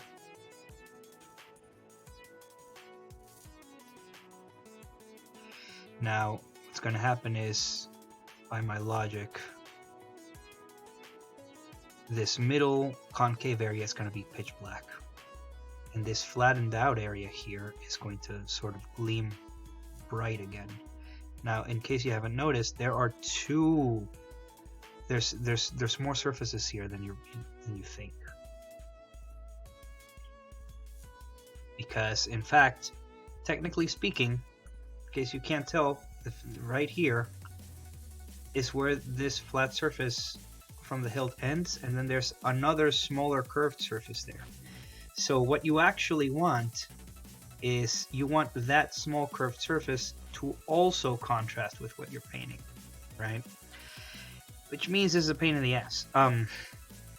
Absolutely. And it's going to be the same on the other side. But that's okay. We're going to work it out. And it's going to take a little bit of time. Maybe we won't get to it today. Maybe we will. We'll see, right? But for now, we can always just fix what we don't want to be dark by putting in that basic nasty ochre color. So we're still working on this hilt. Let's get back to it. I've got a gold here. There's a dividing line right down the center, which means that this here should be pitch black. Not exactly pitch black, but damn near it, right? But that means that by the rules we're establishing here, if this area is pitch black, then this concave area here should be bright, right? Because it's supposed to be a sort of purposefully mirror opposite of the other side of it. So let's say light is falling in from here, right? So this side is catching the light, which is why this is bright. This side is not catching the light, which is why it's dark. But since this is catching the light, this concave area is not catching it, which means this concave area is catching it, which means this edge here is also dark. So it's a lot of weird sort of leaps in logic, but they are useful. So again, we're just gonna make this part of the hilt dark and this part of the hilt dark, and then we're gonna brighten up what needs to be brightened up.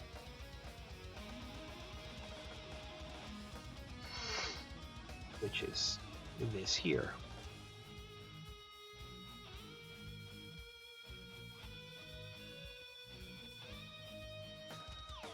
right?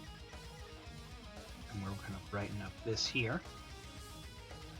And of course we're going to continue to reinforce this bright. See, now, even without any kind of gradient, your eye is slowly starting to adapt to the idea that this is a multifaceted surface.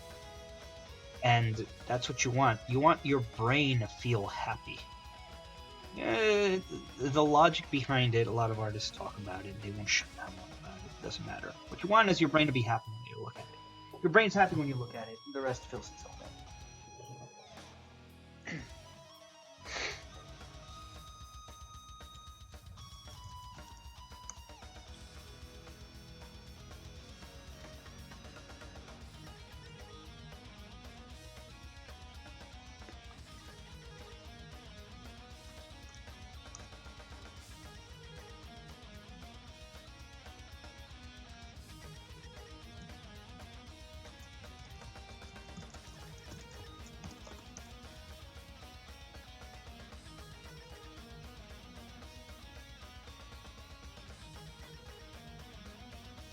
Alright, give me 1 second. I've got to correct something on here. Also, I like being a nosy Nancy, so there's that. And so, because my rank fell, it was a lot easier. Ugh, sorry. I really need to change that.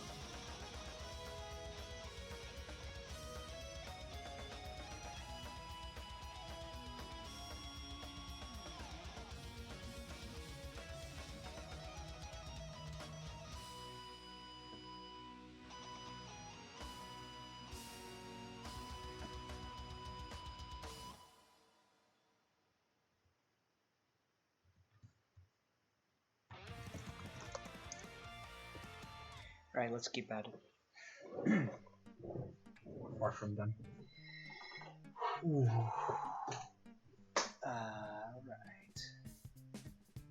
Oh, you had a bunch of 3D printed minis? And they broke? Wait, were they resin? Or were they PVC? Or whatever they call it. I don't know, they've got different names for the plastics that you use in printers. I don't keep track of any of them. If they were resin, did you dry them in the sun for too long? Because I know they get brittle when that happens. Or did you not dry them in the sun enough? In which case they smell.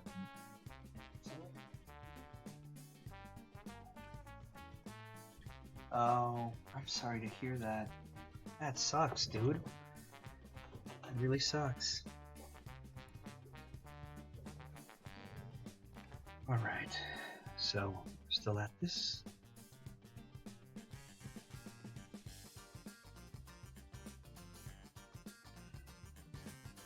We are currently blocking out our darks and our lights. So remember the main rule, most important rule of them all is if a surface is dark, the surface next to it needs to be light.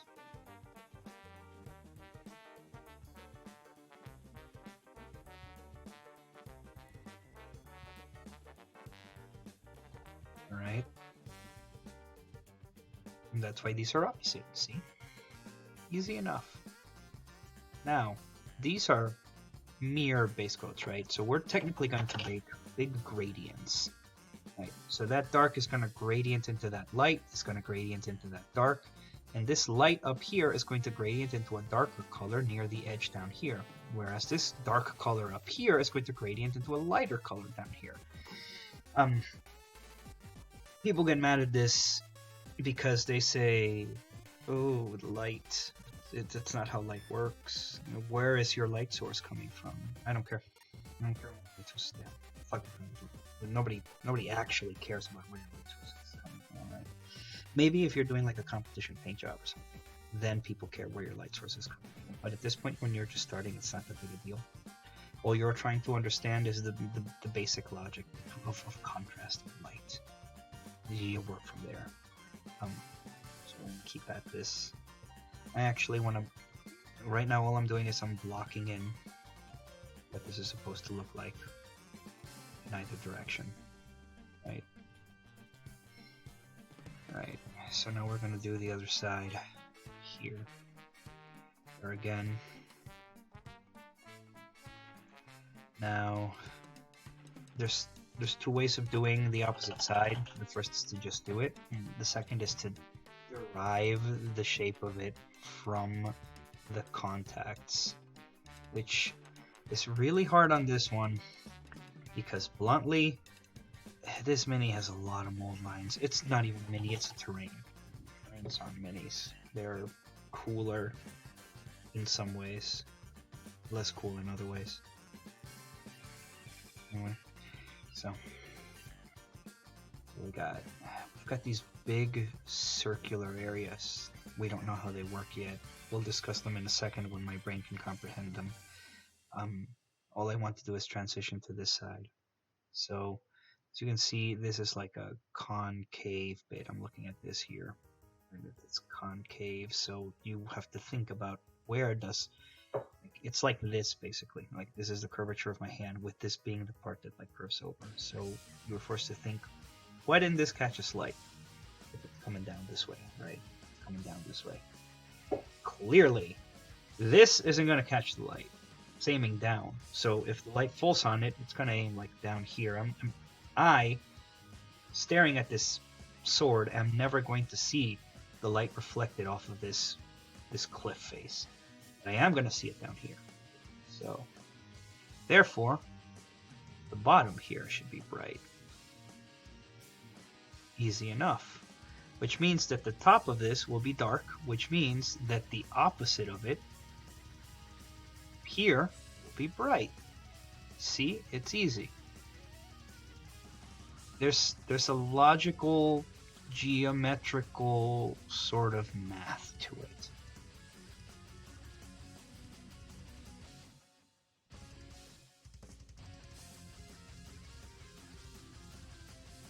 And again, this isn't like the end-all be-all. Super duper hyper master pro paintermen who do this for a living and make real money and have more than 1.5 viewers. Probably do it in way different ways, but I think this is a good way to guide someone at the start, right? And like I said, we're just blocking this in. We're not doing any of the detail work yet. Now, what's nice is, because this doesn't even lightly follow the pattern of anything else we've been working on so far, we can ignore it when it comes to this side. So, once again, we're going to do the same thing as before. We are going to decide how we want the bright areas to look here. So, we find an edge, and we find a point of division, and we define it. For the sake of contrariness, I am tempted to do this backwards, simply because of fuckery, right? So what are we gonna do this time? We're gonna make the left side bright. We're gonna make the right side dark.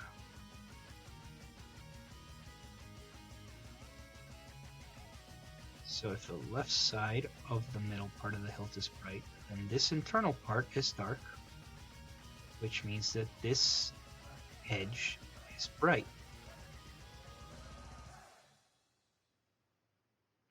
Which means that this hook is dark.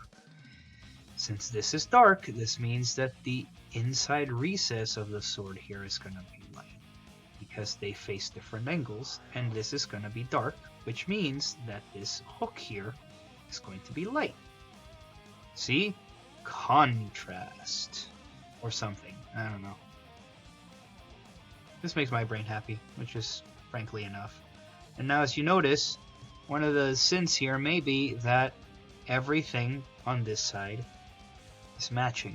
And that might be annoying, but it's okay. It actually looks purposefully uniform, and ultimately the edge highlights at the end will refine that. Now, sadly, in case you haven't noticed, this side of the hilt is all sorts of mucked up.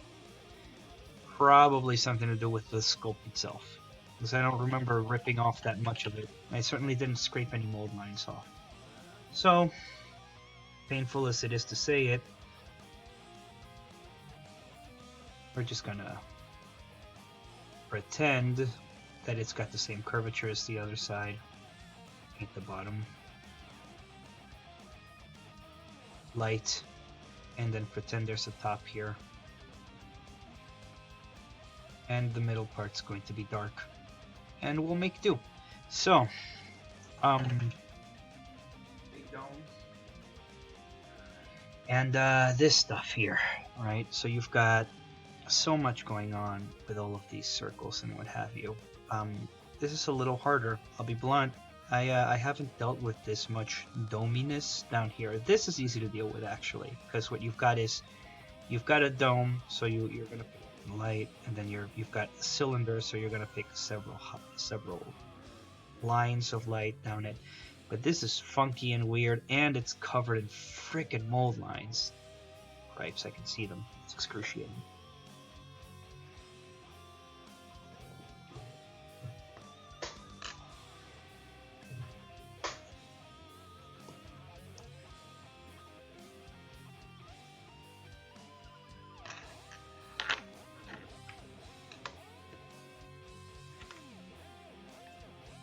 Yeesh.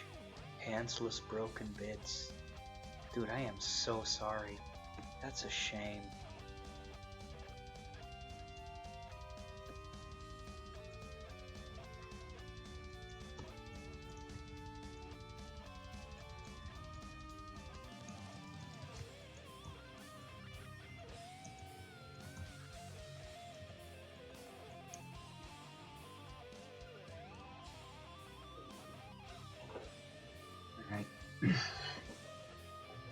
Sorry, Cutie just showed me some images of her badly mucked prints. Seems like they crumbled into pieces, which makes me very sad. Very, very sad panda.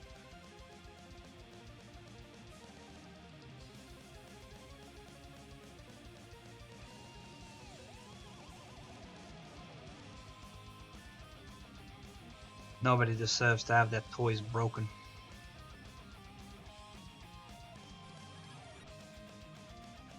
Reminds me of the old days.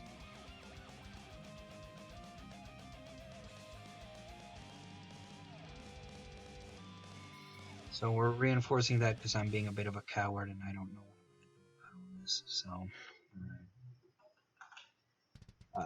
well, we've already picked edges, right? So in case you haven't noticed, this is an edge, and then we're looking at these funky little curves here, trying to make up our minds. That's how we're gonna focus the light. I think what I'm going to do is I'm going to follow the curvature of these things till I feel like there's a point I could find where I can reflect what I think it would reflect into my eyes. So again, this is something that comes with practice. I'm doing basically, when I taught the blade, we were talking about all of the basic stuff. Basic straight shapes. Easy, you know. Color gray, black, white, make transitions between them. Color gray, black, white, make transitions between them, etc. You keep going, you keep doing it until your fingers bleed. This is more complicated.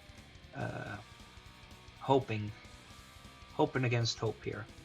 Since this is bright, it means that the edge that's at the tip there is going to be dark, which means that the contrasting edge is going to be, hopefully, the right color.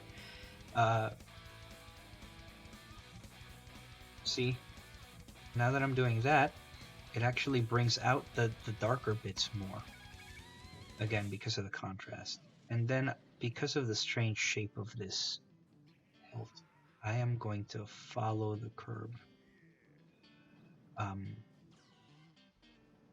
down the middle.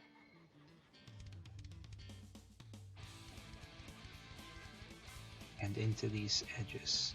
So the idea here really is that anything directly facing up against the sky is going to be dark, which sounds incredibly counterintuitive. But when you think about it, it makes perfect sense. Because if you've got, let's say, like just imagine it as a house. If a house has a flat roof, a perfectly flat roof facing the sky, is it ever going to reflect light into your eye? No. Right. So why would this be any different?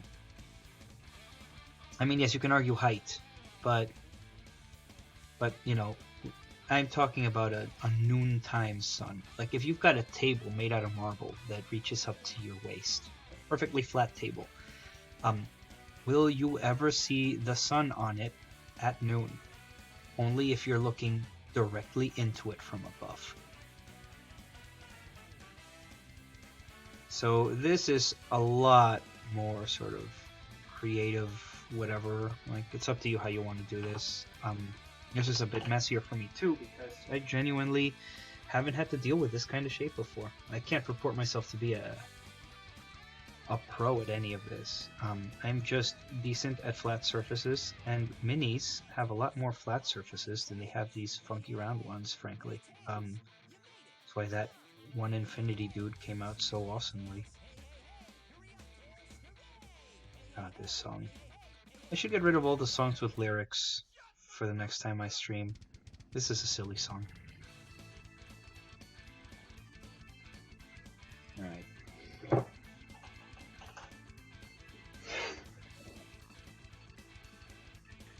A Nurgle dude fell apart too? Oh right, he was also a 3D print.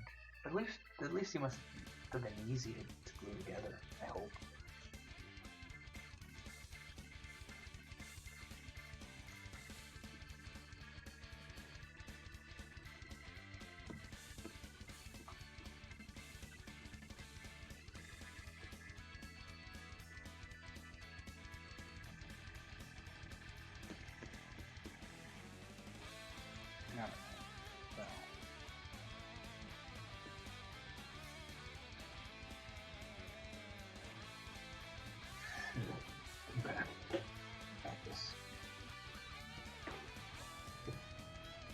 Ugh.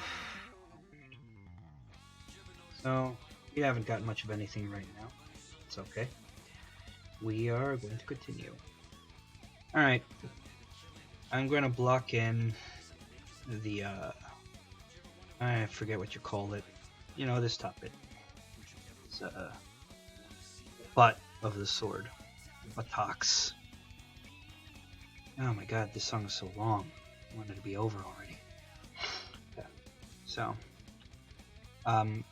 look at the shape of your weapon or your subject when light is falling on it. Light on this thing probably reflects in two directions. The first is 90 degrees, right? So you really want this there. That's where the first bright spot's gonna be. You might be wondering why. The reason is because that's the side that hits your eye when you stare at it, right? If the sun is like coming from 12 o'clock from the very tip of your top, and it shoots that way, you know, like one of those little Zelda laser beams. So we're just gonna block that in. We're not even trying. This isn't even our final form. Then we're gonna do the same with more of it. Man, talking for this much. Oh.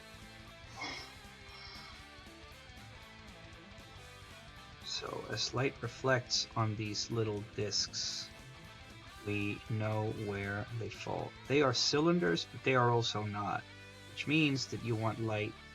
Light on a cylinder follows the grain of the cylinder, but as this also bends, you want it to bleed into the edges of the cylinder. Because these aren't perfect cylinders, these are sort of goofy cylinders. Right? And if you can't get a straight line or it gets blotchy, it's fine. You can correct it later. It's not that big a deal. Plus, the nice thing about this is this sword is terrain. Actually, Kohai, this would be a great thing for you to practice NMMM. I know you have one of these because I mailed one to you.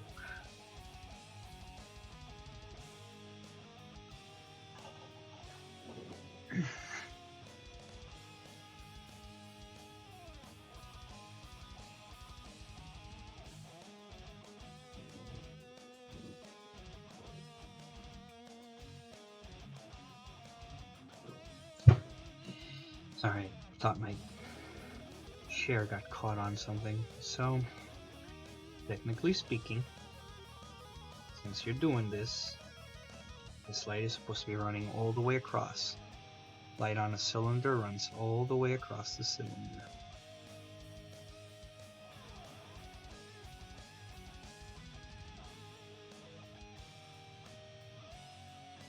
Now, what's nice about gold with these colors is that sepia ink is perfect for making transitions. You just need to water it down. It is comfy.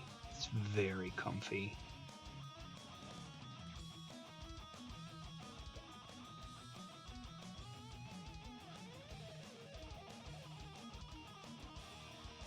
Okay, so we've got something going on there. Good. Now, do you think there's a second light? You could technically go for like a smaller light on the back of the hilt or what have you. In fact, you may actually, in this case, want to make your circle brighter,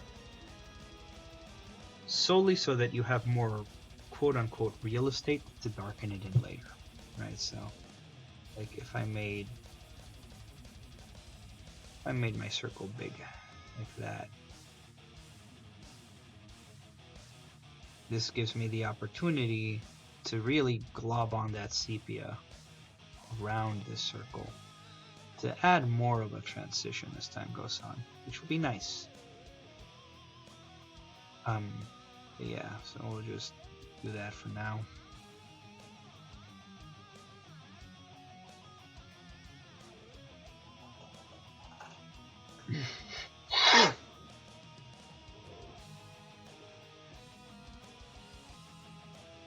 Really? Yeah, it's like the way I paint things. The way I paint things. No, the way I thin paints now is weird. Like this is what I do. I just I load some on my brush, and see I can see the bristles spread out just a little bit, and then I grab where the paint is, and I just pull away from it with a wet brush until it looks about the consistency I want. Like that's too thin, so I'm gonna pull a little bit more into it. That's it. That's all I do. Like I'm super timid with my paint, but once it's mixed appropriately, you wash and you serve. Hopefully that was visible.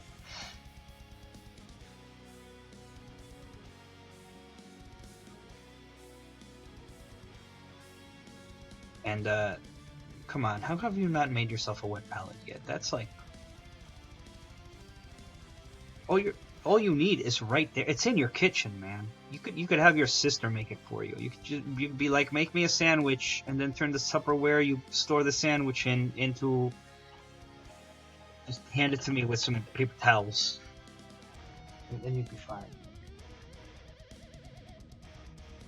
So easy. So easy.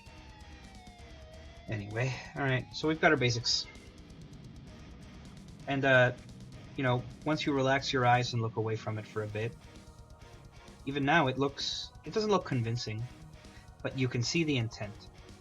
If you haven't even done glazes yet, but you can see the intent of where the light goes and how it shines, you're already doing good. 90% of NMM is just knowing where the light goes. The other 10% is the glazing, right? So if I put this really far away right now, it doesn't look that bad, even though there's no transitions. We're going to smooth all that out. We're going to make it look really shiny, but it's not offensive right now. It's tolerable, even, kind of. It's not NMM at all right now, but you are doing light play, which is important. It's important. I think that's why NMM is so important personally, is that at the very least you can actually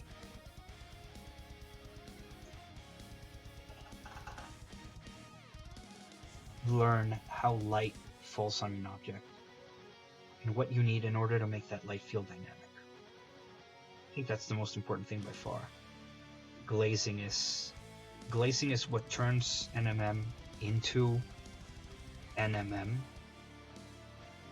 but it's not nearly as foundational a theory as, well, this motherfucker needs to have some contrast. I think that's why NMM is so important, really. So right now I'm kind of doing very light transitional places, pulling into the dark zones.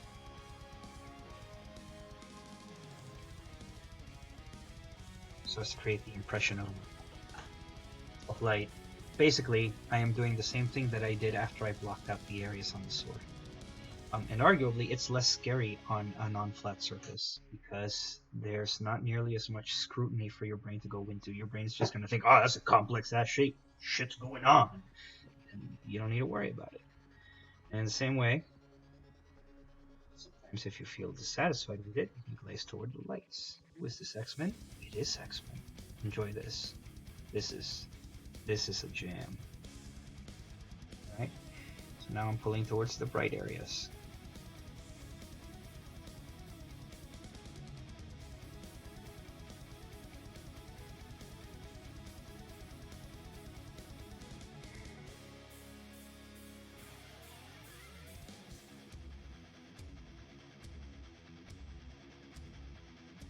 Feel that jam.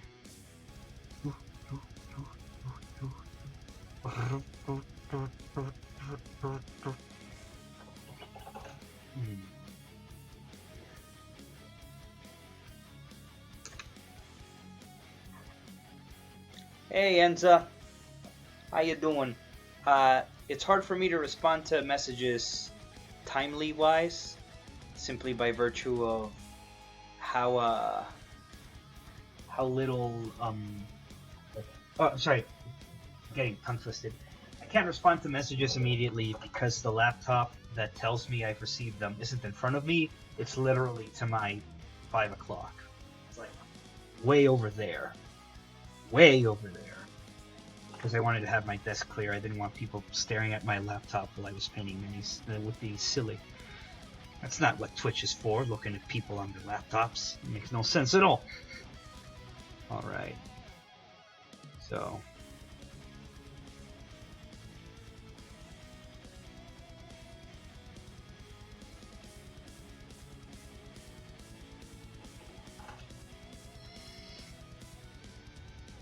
Alright, we're gonna darken this some. Again, literally just water. This is my sepia. Mixing a bit into the sepia there, so that creates this nice caramelized brown look. And we're gonna just throw that away. And now we're gonna pull into the dark zones, like so. 1, 2. And so forth.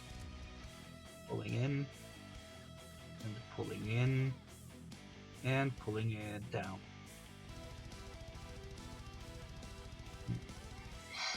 So, same here. Literally just running a line on there because that place is a mess. See, this is from our last effort, and it's already starting to give a transition. It's already starting to look appropriately tarnished, which is great. It's tops. It's magnificence. That's all he's doing. He's just pulling it in. Literally pulling these colors in different directions to create different impressions, right? But it's not shined yet. We're gonna work on that. Our good friend FW White is gonna help us with that again. Later. Not yet. Actually, let's do it now. Why not? Start fucking around with that right now. Alright. So I'm gonna trade my Raph for my skinny boy. Let me use this.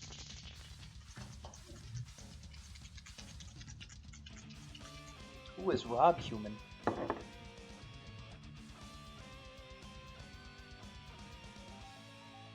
Well, now I feel flattered.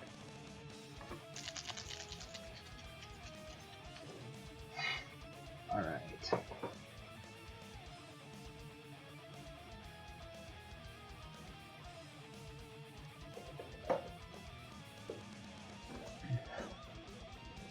What are we doing this time? We're gonna try and lighten up our gold make this almost this just very handsome yellow here. Probably shouldn't be mixing with these tiny brushes. That seems very careless of me. I'll make do though.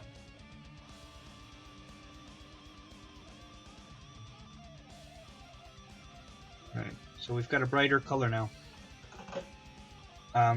We are going to glaze toward it. So we're going to thin it down, put it on a brush, dry it off. This is probably too much, but we'll see what happens. And yeah, so again, you literally do want your brightest color next to your darkest one. Why? Simple, because it gives the idea that something is catching light and then reflecting it.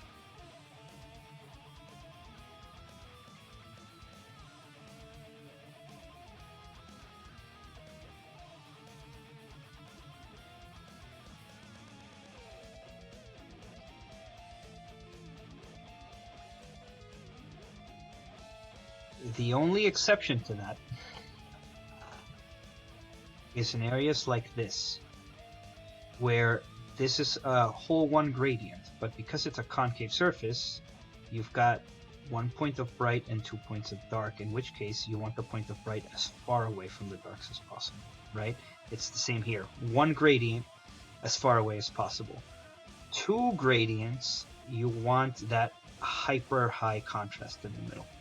It creates the idea that something is, again, being faced by a light source. So the idea here is that the light source is coming in from this area, and it's catching on this part of the sword and reflecting into my eye, but it's not catching on to this part of the hilt, and therefore there's nothing reflecting that way, right? Because the angle is presumably over here somewhere. It's geometry. It's all geometry, which either makes this more appealing or makes you way less hyped to do it. It's one or the other. There's no escape.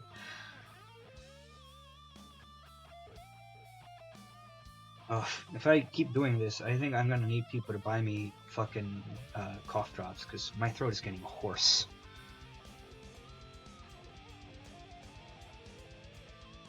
I'm not used to talking this much.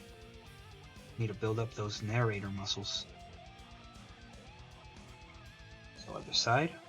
As you can see, it's in the opposite direction because I wanted to be edgy. Haha, edgy. Get it? Like highlights. You get it.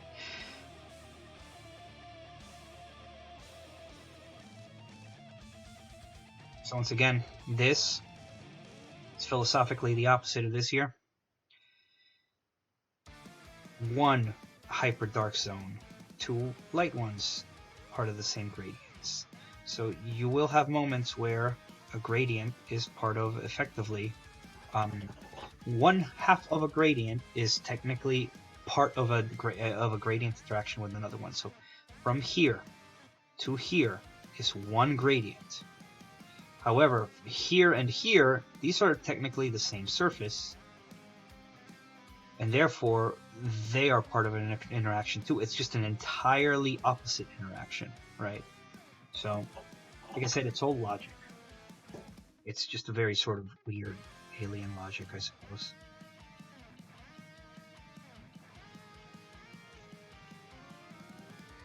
Ooh, I love this version of Zombies Hate My Neighbors. This is my jam right here. Dating myself.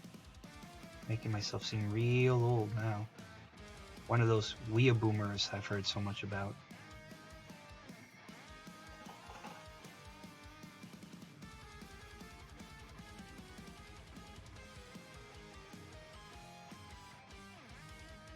I'm seeing some mistakes here. I want the more meaningful gradient here, so I am correcting that just a bit. And I need to do the same on this one, in the sense that it's too light and not dark enough.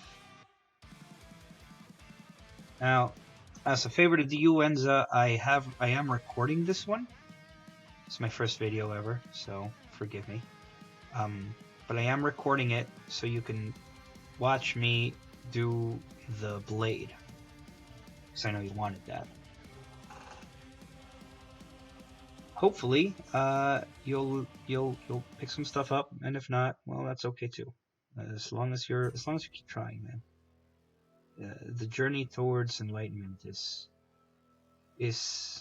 itself an act of enlightenment.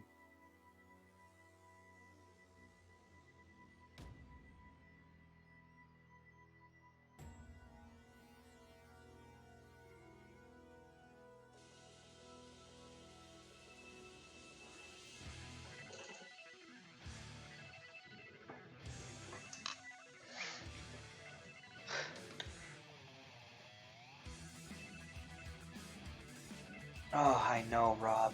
I bought some of the really expensive ones, and I just didn't like.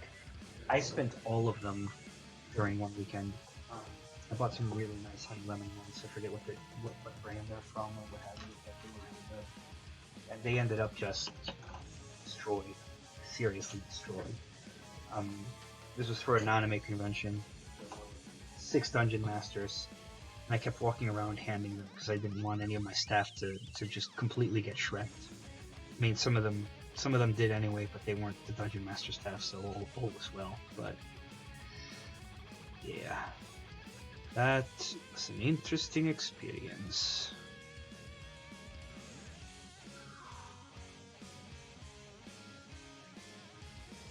So, on these here gradients, trying to get a smoother effect on here. So you can see I'm actually getting really ballsy here and actually going all the way into the brightest parts and dragging them down, which you can do. And if you do it well enough, it actually makes an even more meaningful effect on there. So it can be good. Just need to be very gentle, very patient, have a very small brush. Haven't worked on the top at all yet, so feel free to pointlessly judge it. And honestly, this bottom part is not impressive yet. Gold can be a very satisfying color to NMM, but it arguably takes longer than silver, simply by virtue of its interesting qualities. How are you all liking that Final Fantasy VIII? Giving me flashbacks. Hey, this is Nate. This is Battle of the Big Bridge from 5, isn't it? Maybe? Yeah, well.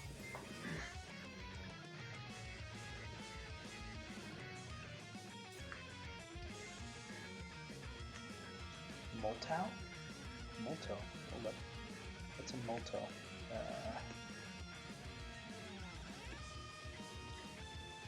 The first thing you said was Huddo, then your app is dumb or your camera feed died. Must be your phone. And then you said honey lemon cough drops. That was it. Got nothing about. And yeah, those cough drops were nice. My only beef with it is that they were $7.40, which is very, very little. Oh, sorry. Apparently I'm in streamer mode, so it doesn't yell at me about statements. Adam Savage's Gloss Black, Molto Silver Ink. Oh, that does sound nice. Ah, that's nice for Chrome. Yeah, okay, I saw your Discord now. That sounds interesting. I've never really chromed anything, but it's tempting to, especially on some of those Infinities. Infinities, Matt.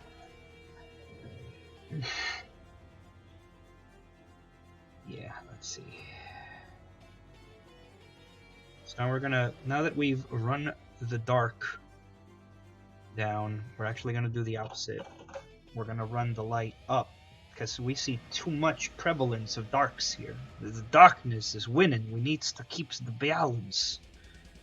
So, the shit out of that in it, and then just easy strokes, right? So.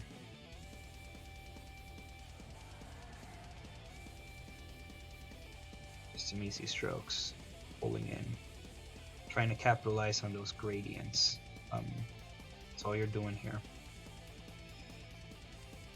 I need some more.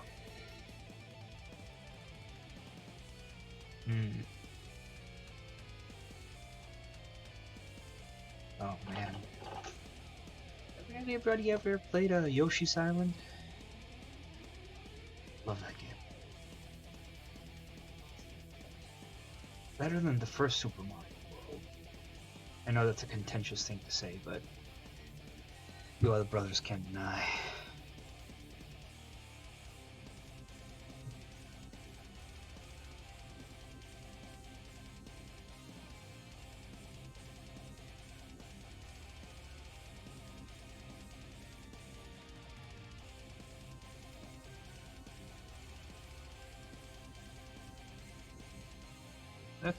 I think that's starting to look pretty satisfying. We might darken this up a second time, just to make those gradients feel more smooth. Again, it's all about that smoothness of the transition.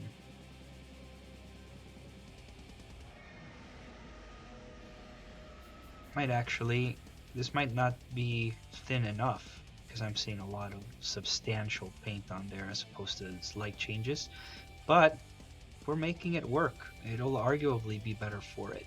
That's one of the reasons I both love and hate gold is actually easier to correct your mistakes on, because sometimes mistakes can just be amazing accidents. I'm actually digging that way more. Look at that. That is nice.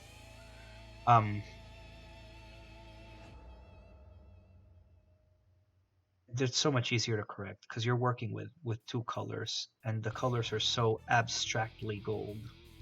Because gold seems like a very abstract brain term. I don't know how to find it, but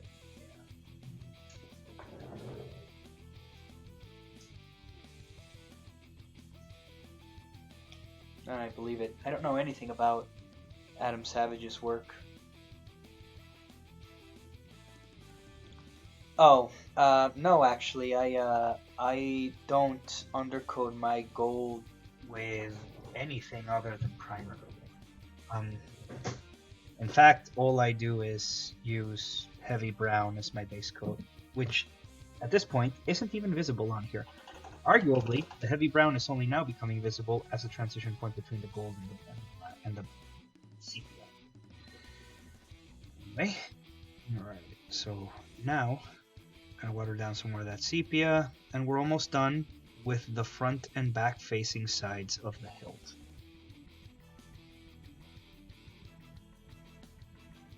Hopefully, I am not boring you, my dear audience of 3.5.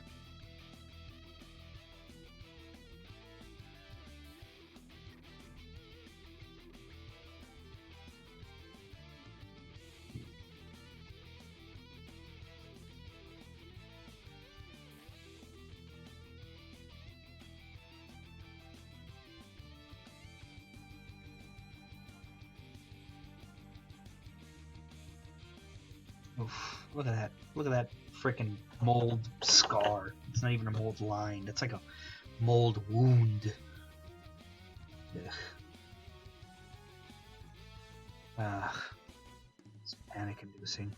Should have fixed that, but whatever. Terrain is terrain. Alright. Now, I think we should be almost done. Actually, want to add some more brightness to it. Feels a little destitute in brightness.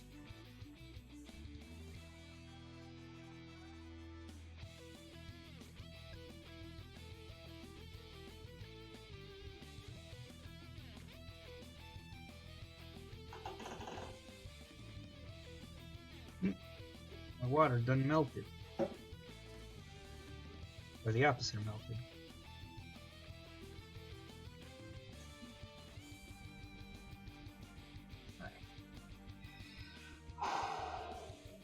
Breathe, Joe, breathe.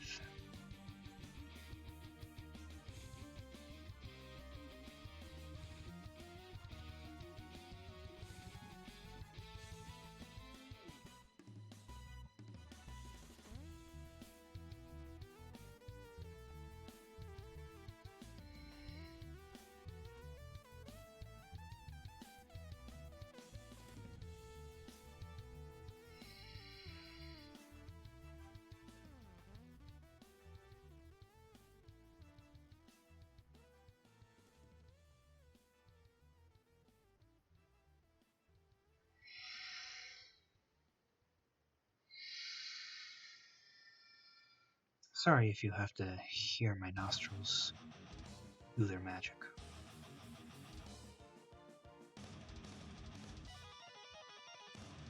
It's actually a lot more comfortable to paint while having an audience because you feel like that you're required to,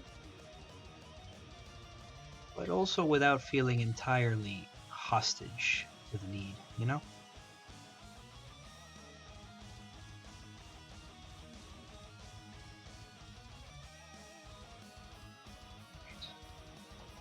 So how's that look? What do you guys think? Decent? Good? Not good?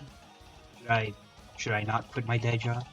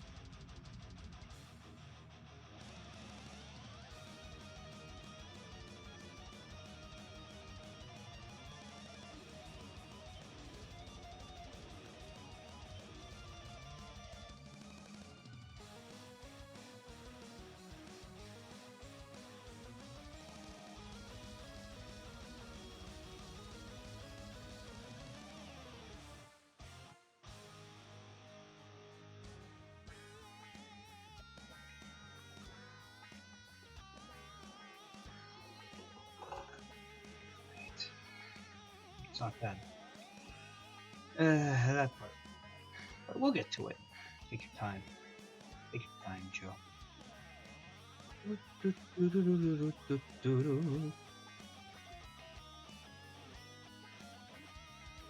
Let me know if the music is too obnoxious, by the way.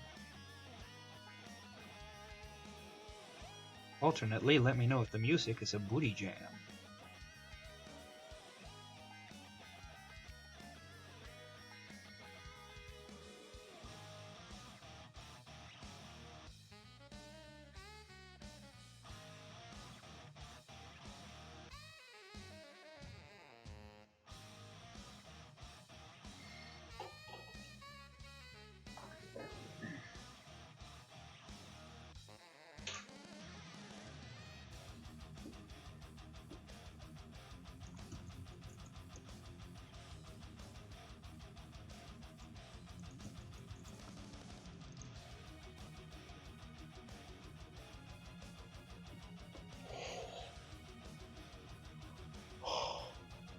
Oh, sorry. Throat is really hurting.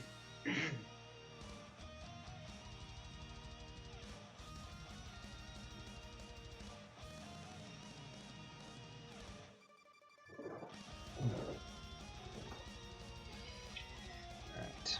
So, we're gonna work some of this sepia. The best way I found to do gold, and I keep forgetting and then rediscovering it, is actually to put in the brightest parts first, and then just stain them with sepia afterward. The sepia is just this beautiful transition color. It is incredibly comfy to use all the time.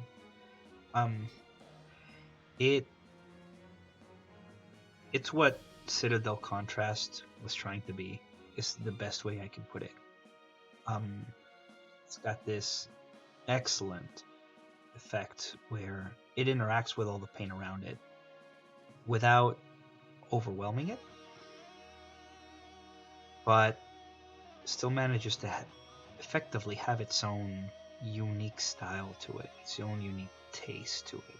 You know, if you put the sepia over something, arguably over a desaturated color, like this guy, you get this nasty black pitch, which is kind of nice. If you put it over a bright color, like this one, you get this beautiful warm patina, which is what I'm doing right now. I'm really enjoying this, just applying it. Like I'm not even trying, guys. And look at all that naturally forming contrast. It's just best. It's so nice. I have dial around EFW sepia as well, and it's not as good. It's actually a lot duller, less reactive. Something about this sepia is just perfect. This sepia is also this is the one, like, just buy this and play with it. Use it for wood, use it for gold, use it for shadows. Whenever you need something to interact with a yellow or a white, that sepia is many degrees of satisfying. It's quite nice, frankly. In fact, I'm going to show you something ridiculous. Is I put all this white up here, right? And I'm just going to bathe it in sepia, slightly watered down, very slightly watered down sepia, and you're gonna see what happens. And if it goes badly, then I guess egg on my face. But if it doesn't, great.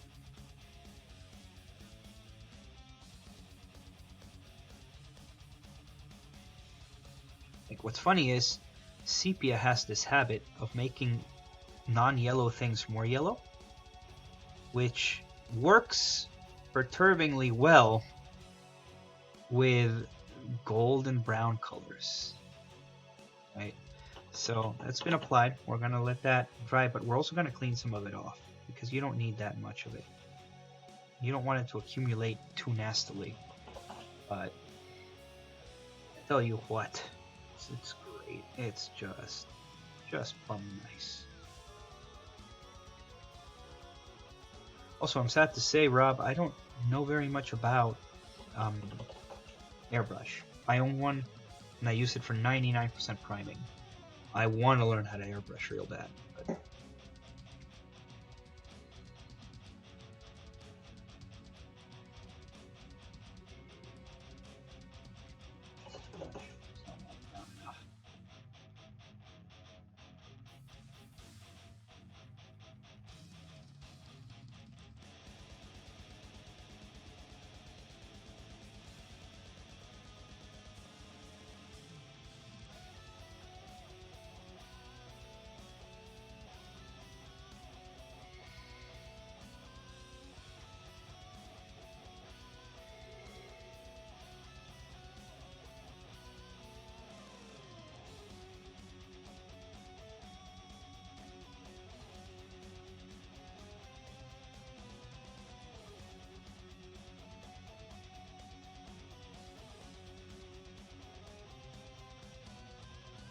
So that's gonna take a couple more goes. And that reminds me, I also need to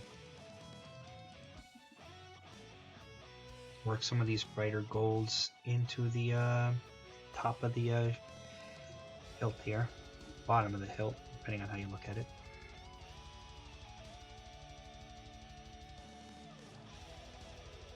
Oh, I really need to get myself a cough drop or two.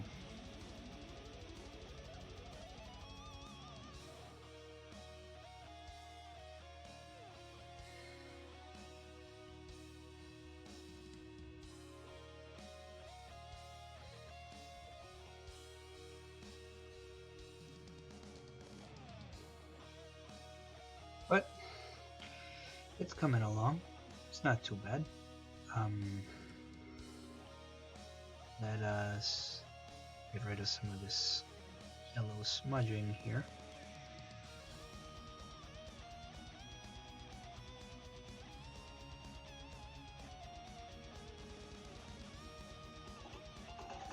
How's that coming along? Give me your opinion, guys, if any of you are still watching.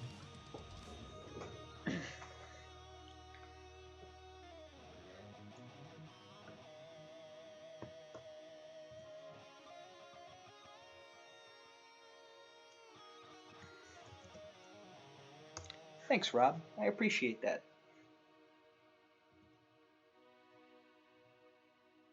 I wonder who Reef is. I see you there, Lumen Reef.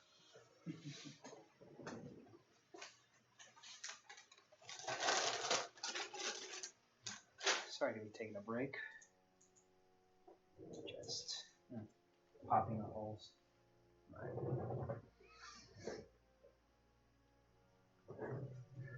So that's what we've got so far. All those. Well, wait. Yeah. There we go. Focus down here.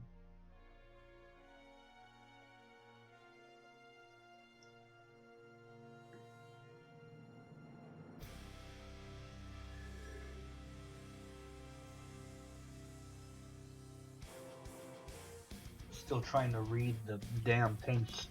Let's do that. Ah, read that, camera.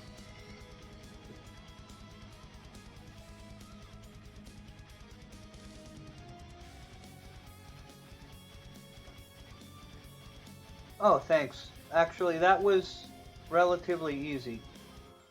This is driving me mad. Is this what you guys have been putting up with this whole time? Now I feel terrible.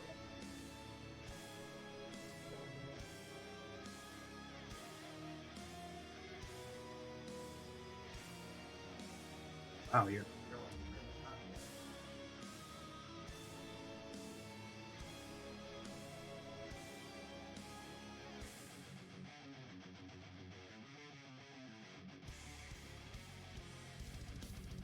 There we go.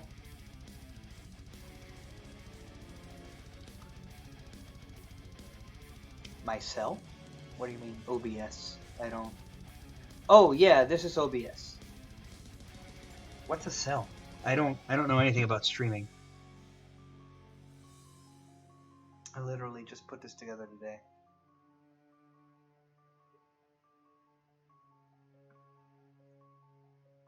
Oh, yeah, this is OBS. I don't even know how you stream on your cell. I literally just velcroed a camera to my lamp.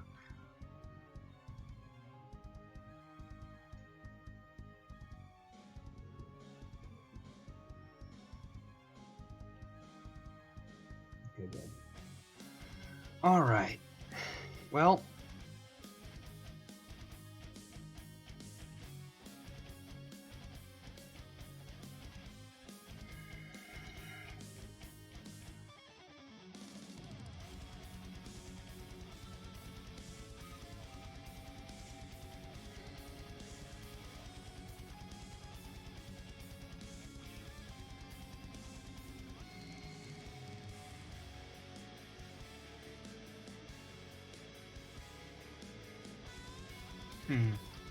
If there is one thing that's striking me right now, is that the hilt has the right brightness values.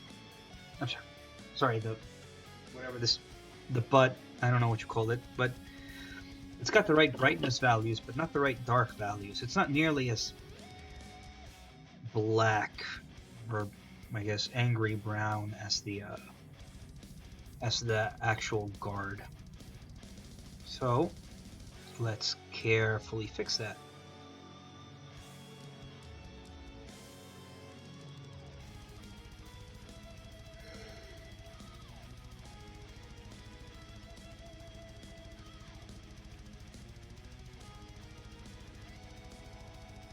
Capitalize on the sculpt and what the sculpt gives us.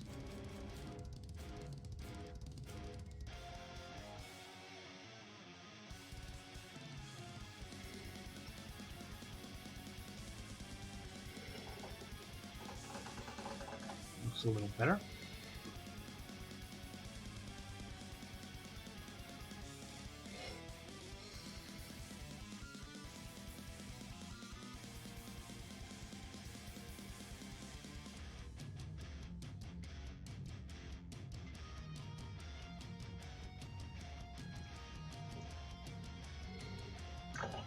So there's one thing that drives me insane about this room is I always end up getting stray hairs in my brush.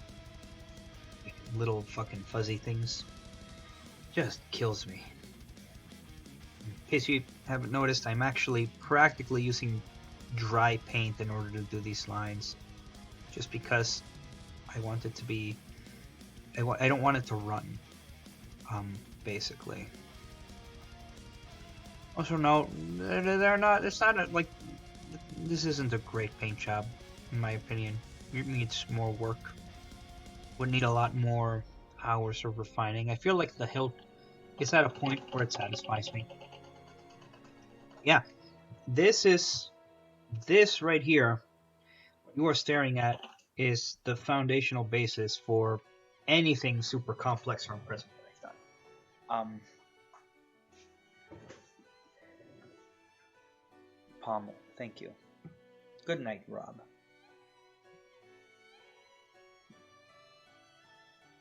Oh, I'm using water. Just water, Rob. That's all. I mean, I've got glaze and thinner and retarder mediums, but... Alright, let's have a look at your boy. Ezra, that's coming out alright. I'm actually seeing the good contrasts. This is good. This is a good start, man. You gotta work on those. You gotta work on the. I see that you've worked more with the parts of the blade closest to the hilt. It's a good start. Just gotta get the rest of it. But well done. You're making progress. Making progress for real. I feel pride.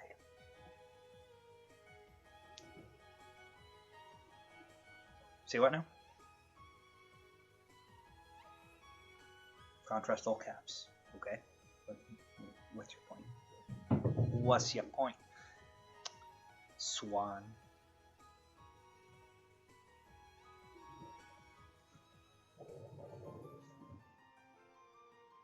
Alright. Oh, I think... To me, this is a terrain piece, so it doesn't merit the amount of love and respect that something like Ornstein or that gamma unit that I painted would demand of me. So I think I'm good with where it's at. I think it's at a point where it sparks just enough joy for me, you know? So to that end, I am going to just bring out the brightness a little bit here. It's too much white and not enough yellow.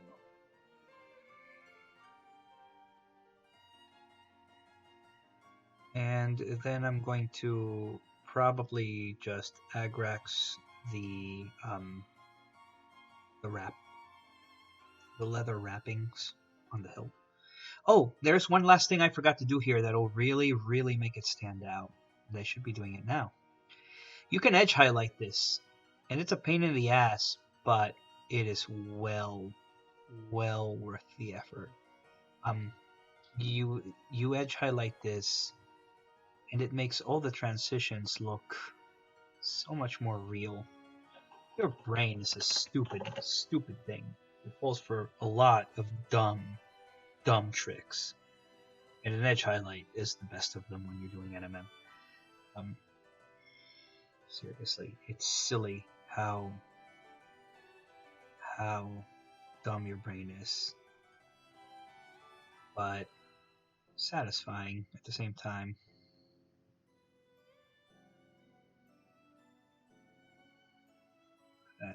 Look at that. Just that.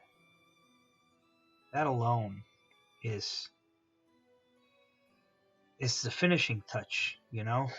It's sick how little your brain needs to immediately conclude, oh, that's the best thing ever. Holy shit, it's blowing my fucking mind. But that's it. That's all your fucking brain needs these little lines on the edge.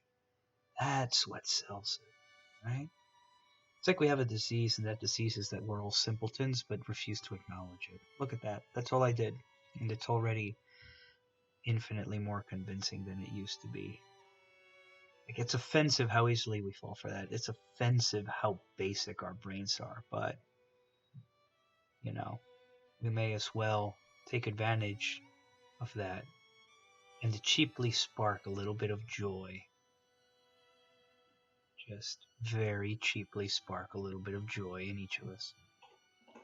And if you fucked it up, like I just did, all you do is grab that dark color, and you don't even have to glob it over. You just glaze it over.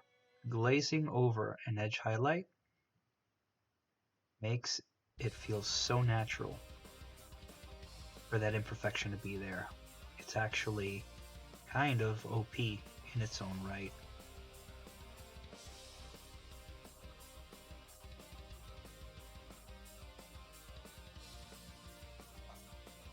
See? Edge highlights.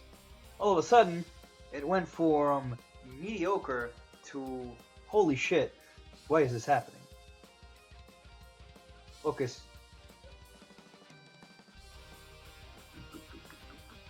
No? Okay, fine. Ah, you spit the bitch.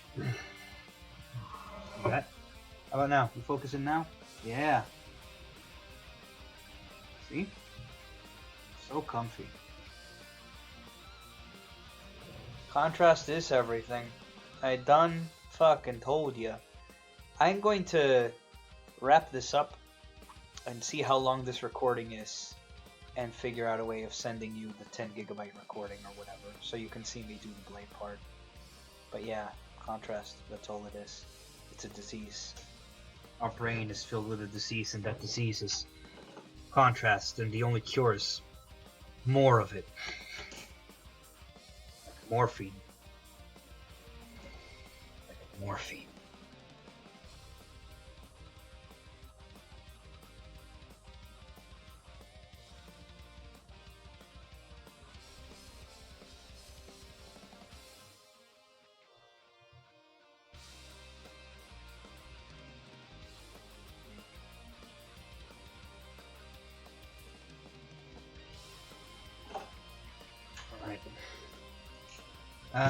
It's time for the easiest part of the job. Some basic bitch Agrax with shit. Don't worry about that. It's not me having spent $100 on something stupid, I promise. It's not me having spent $100 at all.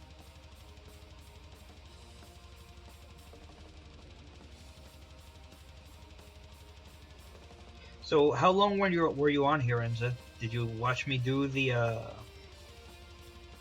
metal part, the sword blade part, or?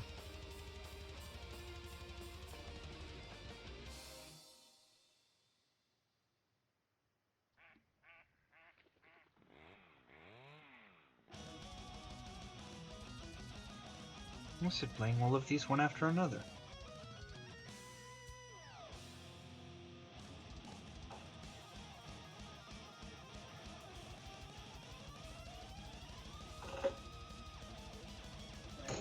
So, there we have it. There's your blade with your steel NMM and your gold NMM at a, I would say about a 6 out of 10. It's not mind-blowing,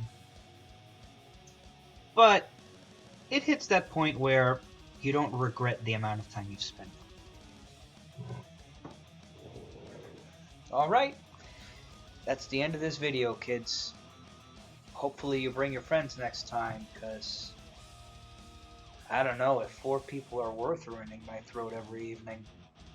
Have a good night. It's been an honor.